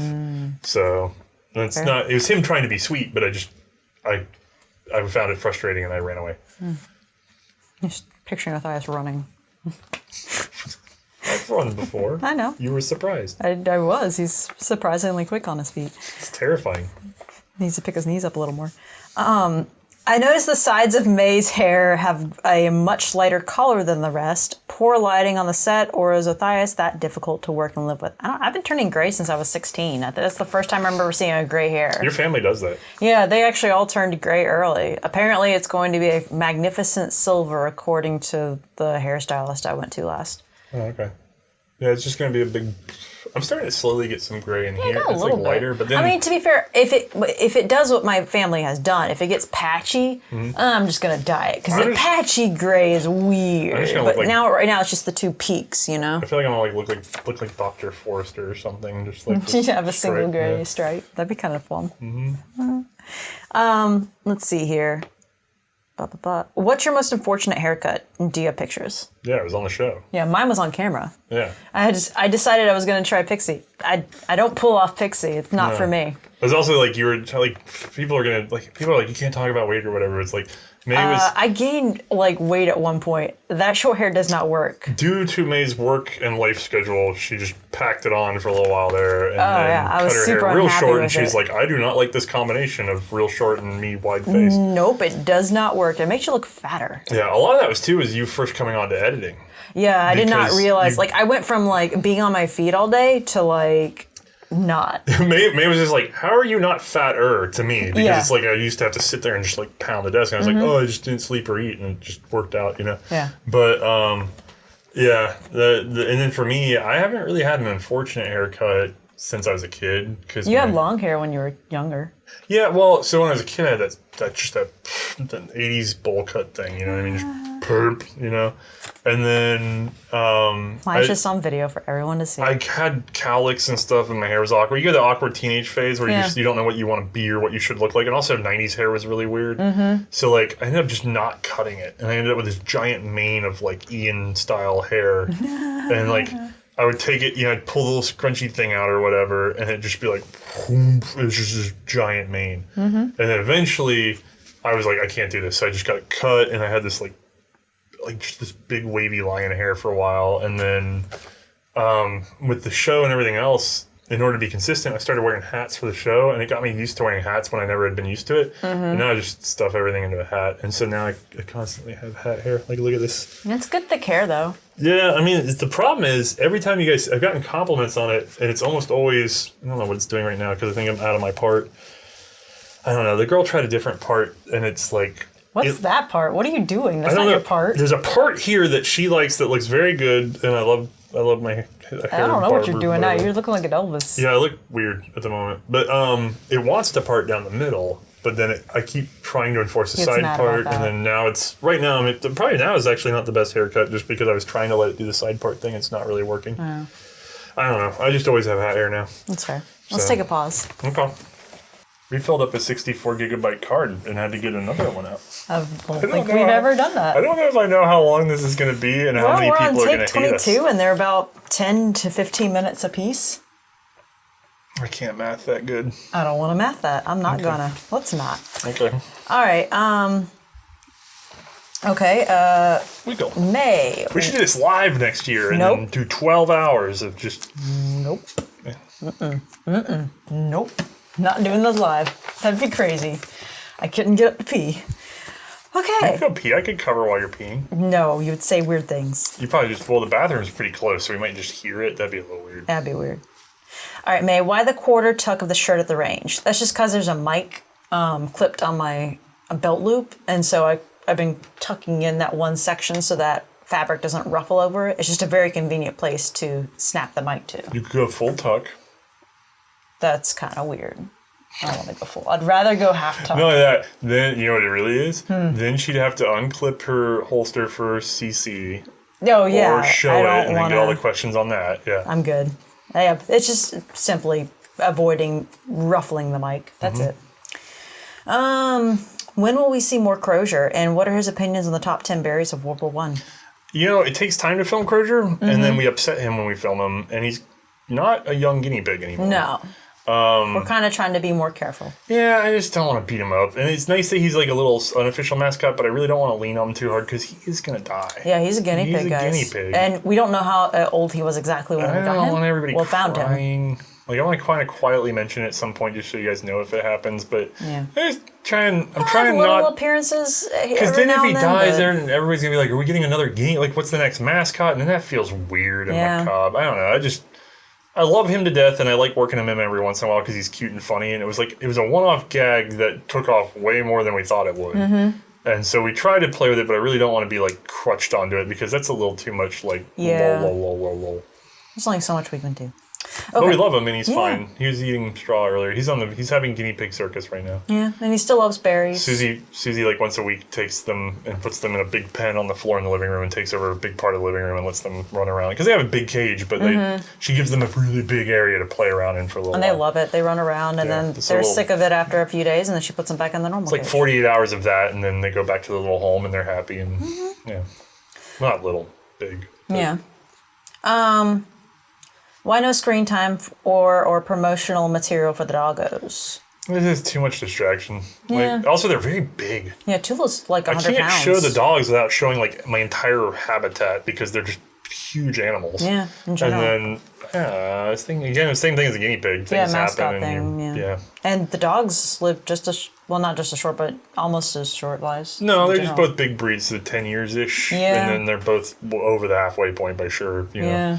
Yeah, kind of something we're a gun show. I have a dog, I'll mention it sometimes, and it might be a cute stand-in, but it doesn't have to be like an all-the-time thing. Right, exactly. Favorite so bad that it's good movie that's not The Room. Do you have one before you read? I think I put some notes. You did put notes, but I don't think it's any of the ones you put. What's your favorite bad movie? What's a bad movie that you watched lately? See that in movies. I had movies. What was the name of the movie? No. No, what country? Oh, no. U.S.? It was the English language. Yeah. Okay. I know what movie it is. I'm just trying to remember the name of it. It may have just been called Trucks. I don't remember. But the Stephen King looking thing? Yeah. Actually, I think it was made by Stephen. I've never seen it. It's basically just or is it a ripoff of the Stephen King thing? It is like a basically the same deal where like 18-wheeler trucks they gain sentience and like they start like killing people. And I swear to God, it's the best worst movie because there's this one chick that just is like, I'm gonna run out into the middle of the field because I want to, and the guys are all like, no, what are you doing? He's stupid. And she's like, I'm doing it anyway. And then one of them invariably runs after her and that person dies, but not her. She got like 4 dudes killed. And a part of me like feels bad for them, but another part of me is just like, you kind of deserved it, dude. Because there was like 1 or 2 other dudes who saw what happened. I never saw this. You gotta let Darwinism happen at some point. I never saw it. When did you see this? It's kind of more like saw it, heard it at the same time because I was working. I was photoshopping while I was playing, and I was like, "Oh, this is beautiful." So, I immediately think of something like C&Rsenal, but that's actually a good movie. Mm-hmm. Like it's just a good movie. C&Rsenal is a good movie. Bad. I like a lot of kaiju. But I never get time to watch it. Mm-hmm. But like Gamera and stuff, those are good. Gamera. Yeah. And then the thing that stands out to me that comes back to me quickly is I used to watch a lot of MST3K. Oh, those were fun. So there's a lot to go on there, but the one MST3K I always remember for whatever stupid reason is Prince of Space. Just look, it's Prince of Space. And then it's just like that crank work. Like, it's just one of those bad Japanese hero movies. And it's like the kids with the tiny pants, actually, going back to the Clay Thrower series. Yeah. I can always remember Prince of Space. And the weird, like, ray gun effects where you can tell they scratched the film to make, like, they literally scratched the cellulose or whatever to make the ray gun effect. Yeah, Prince of Space is pretty ingenious, though. Funny. I'm sorry. Okay, yeah. All right, let's see here. Just wondering if there's any chance you can include your pronouns when you make your introductions. No. Pronouns? Like the he, she, they, them. Why? Well, wait. For the guns? No, ours. Like when we introduce ourselves on the series, when I say I'm Matthias, I should say my pronouns. Why? It seems weird. I don't know. That was a weird question. You do you, but I'm good. I'm going to be me. I'm sure that has like a political connotation now, but I don't introduce a weird sexual one? No, I don't introduce myself based off my gender regardless of anything. So I don't really. It's almost weird that I would if I didn't want to be normal. If I just did my age. Yeah, like just sort of announcing your age or like orientation or something. Like you can just talk to me. It's not really what we're leading with. Yeah, I don't think my gender affects much of what we're doing on this. Anyway. Okay. What is each of the crew members' favorite color? Did we go? You got Bruno. I wrote Bruno because he was the one I couldn't ask. Who's red. Red. Bruno likes red. And then I know David likes red. Oh, David also likes red, yeah. I don't know what Chris... Well, Chris never like crew... I think she likes green. Trying to be. She likes green. Oh, she likes green? Yeah. Okay. I don't know if it's her favorite, but I know she likes the color green. She does like red out also as well. She's got a nice red jacket. Everybody's doing red? I mean, I'm a blue. Oh, I like blue? Yeah. Like blue? Like, that's a good, nice light blue right there. I kind of like, I don't know, Seafoamy? a bunch of different blues. Like tealy blues? I don't have preferences in blues. Okay. Not a lot of them. There's blue. Blue. In general, if I could only deal with one color, blue is a pretty good one. Mm. Yeah, the one color is not necessarily your favorite color. If you only have one color, it's not like it's your favorite color. Yeah. How about you? Brown. Just brown. You got nice brown eyes. Yeah, brown. Wood color. I don't know. Just earthy stuff. Yeah. Calming. Sure. Poop. I think that's what blue is. Brown. Yeah, it's I mean, the color of poop. if you're doing it right. Well, you hope that's the color you poop. Yeah, I prefer it. Brown. I had green that one time. I ate too much, what was it? Shaved ice. It was just like dyed such a dark green that it scared me the next day. Your weird poop colors are not good. I'd rather just brown. I don't like that. You can trust in brown. Are you two married? I guess he means us two. Yeah. Is that the final question? No, there's one more question. No, there's one more question. See last Q&A or the first Q&A? Yeah, I mean, I can probably nip it. Yeah, just nip it. I'll nip it. We'll put it back in there. Right here. We had a clip. Are Othias and me married or cousins or what? Well, actually, I don't like to get too much into our personal details because I feel like it colors the way people see the show. But since we're in South Carolina... It's legal either way, guys. Okay. Okay. That was it. That was the clip. Yeah, you did You it. got your answer. It's the one thing we edited into this. There's that page. Oh, look at this. One question left. What's the We last made it. We made it. It's 10:41. We started at like 2:30. Yeah, we're good. It's been 8 hours. Oh, God. All right. We lost some stuff, so hopefully this is only 6 hours long. I hope all the takes are there. I just got to look it up. We know the efficiency of the filming. Yeah. Well, we took 2 breaks.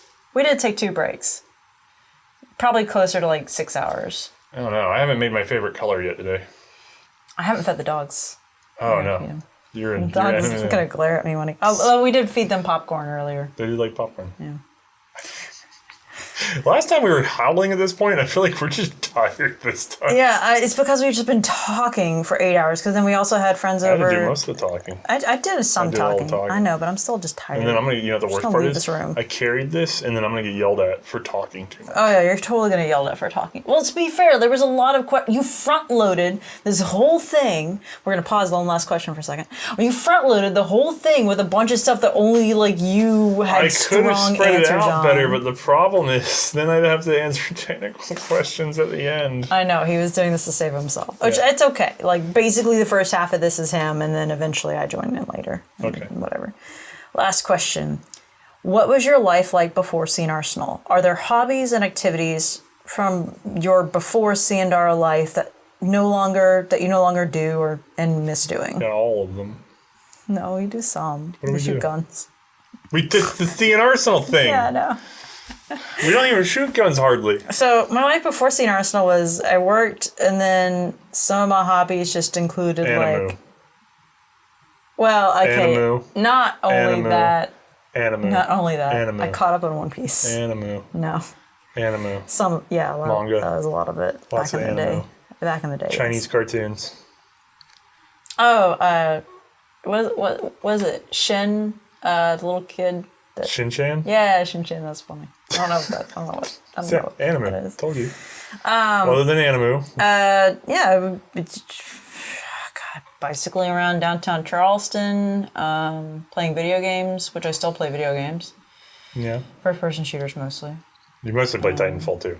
Well, yeah. It helps me, like. Clear your head. For like a minute, yeah. And the games are so short. It's like I think 20 I poisoned minutes. you. I don't think you played anything nearly as aggressive as that before. No, before. And then the problem is you start doing the C&Rsenal thing, and it's like all these pieces. Mm-hmm. And so in order to forget work, you have to do something so consuming.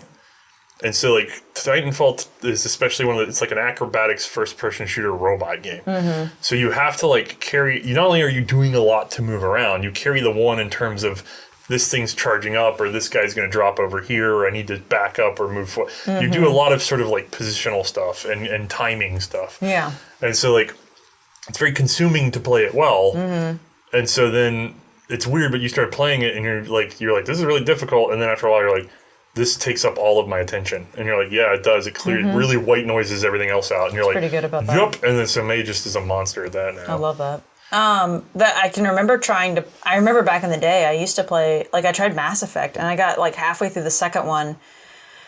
And I don't remember what happened. I had just done a survey on a planet or something. Like I just found some stuff like in that little stupid cart thing that does not go car, I hate it. I hate that car. Everyone knows what I'm talking about that's played that game. And like I realized I was halfway through the game practically and I was like, oh my God, there's been so much time in this. I can't do this anymore. I literally never picked it back up. Yeah, you're like, I'm losing time, a year of my life on this. Like I realized I had just done that like all day for like 8 hours straight and I went, oh my God, I'm never doing that. Like I just felt gross. I was like, it's not happening. And it literally hasn't happened since. No, I left she plays the game. pickup games of short games. Can't do it. I used to play video games. I still try to with the guys, like mostly just multiplayer stuff, but the problem is I can't get enough time to get good at anything, so I don't play anything super aggressive, but I want to, but I don't have any time to get good at it. And then games like Wrapped and stuff like that. And I try to dink around with like calm multiplayer, but then it doesn't do as much for me, so I play them for a little while with the guys, mostly for the social aspect, and then I wander off. So gaming is kind of broken.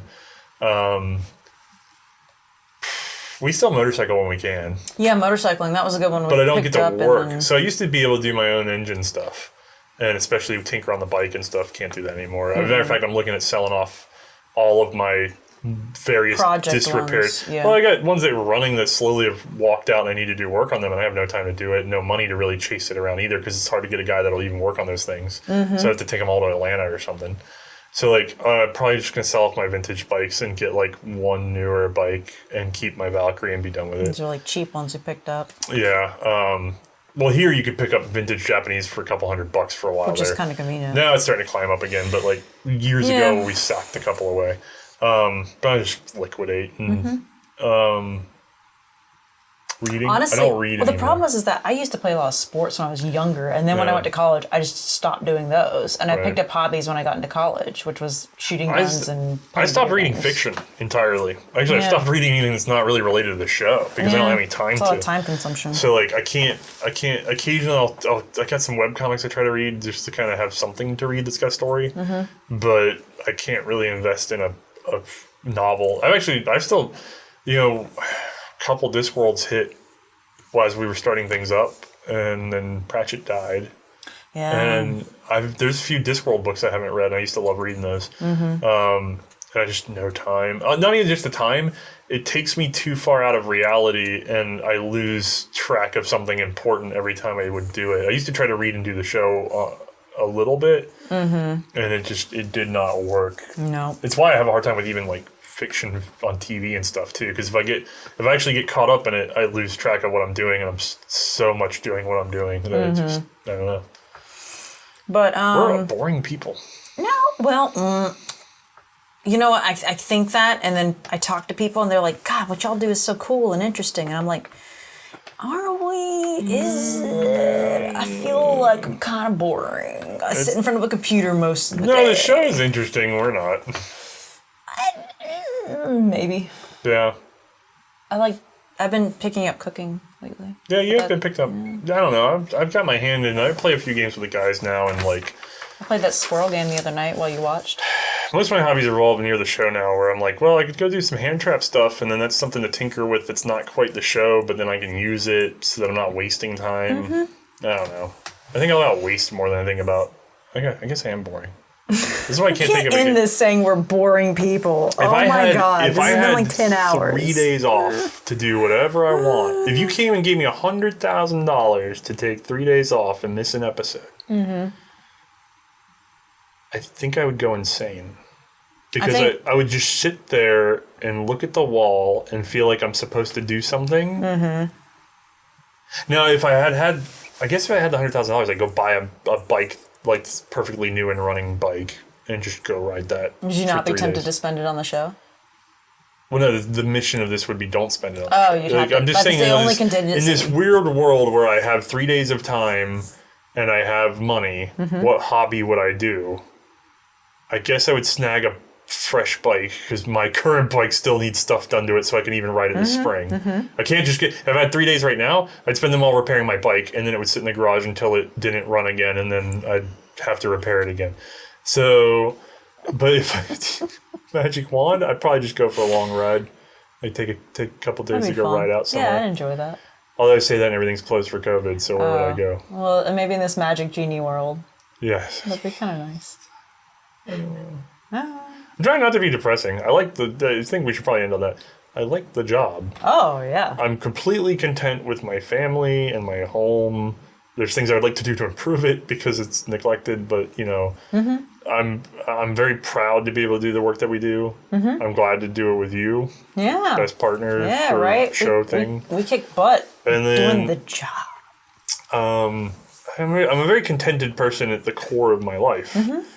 But I'm striving to do other things, and funding, time, society at large now is kind of getting in my way. And I find it very frustrating, and it's wearing me down a little bit, but I'm not hurting. Yeah, that's fair. I want us to keep talking, but we're going to run out of time. Yeah, get 1 minute. Hurry, you got 1 minute to give your thing. Oh, I love doing the job and the stuff and the things, and this guy's fun to work with. But, you know, I'll figure out more hobbies as they come. Oh, I'm maybe learning about knives and maybe bayonets. I don't know. Oh, are you going to tell people that you're I've got like a minute. I've got less than a minute. I've got 50 seconds. Maybe about one of those, like... you don't have enough time for this. Look at that. I don't know when it's going up and down. That's bad. Okay. Well, I guess you guys can ask her about it next time.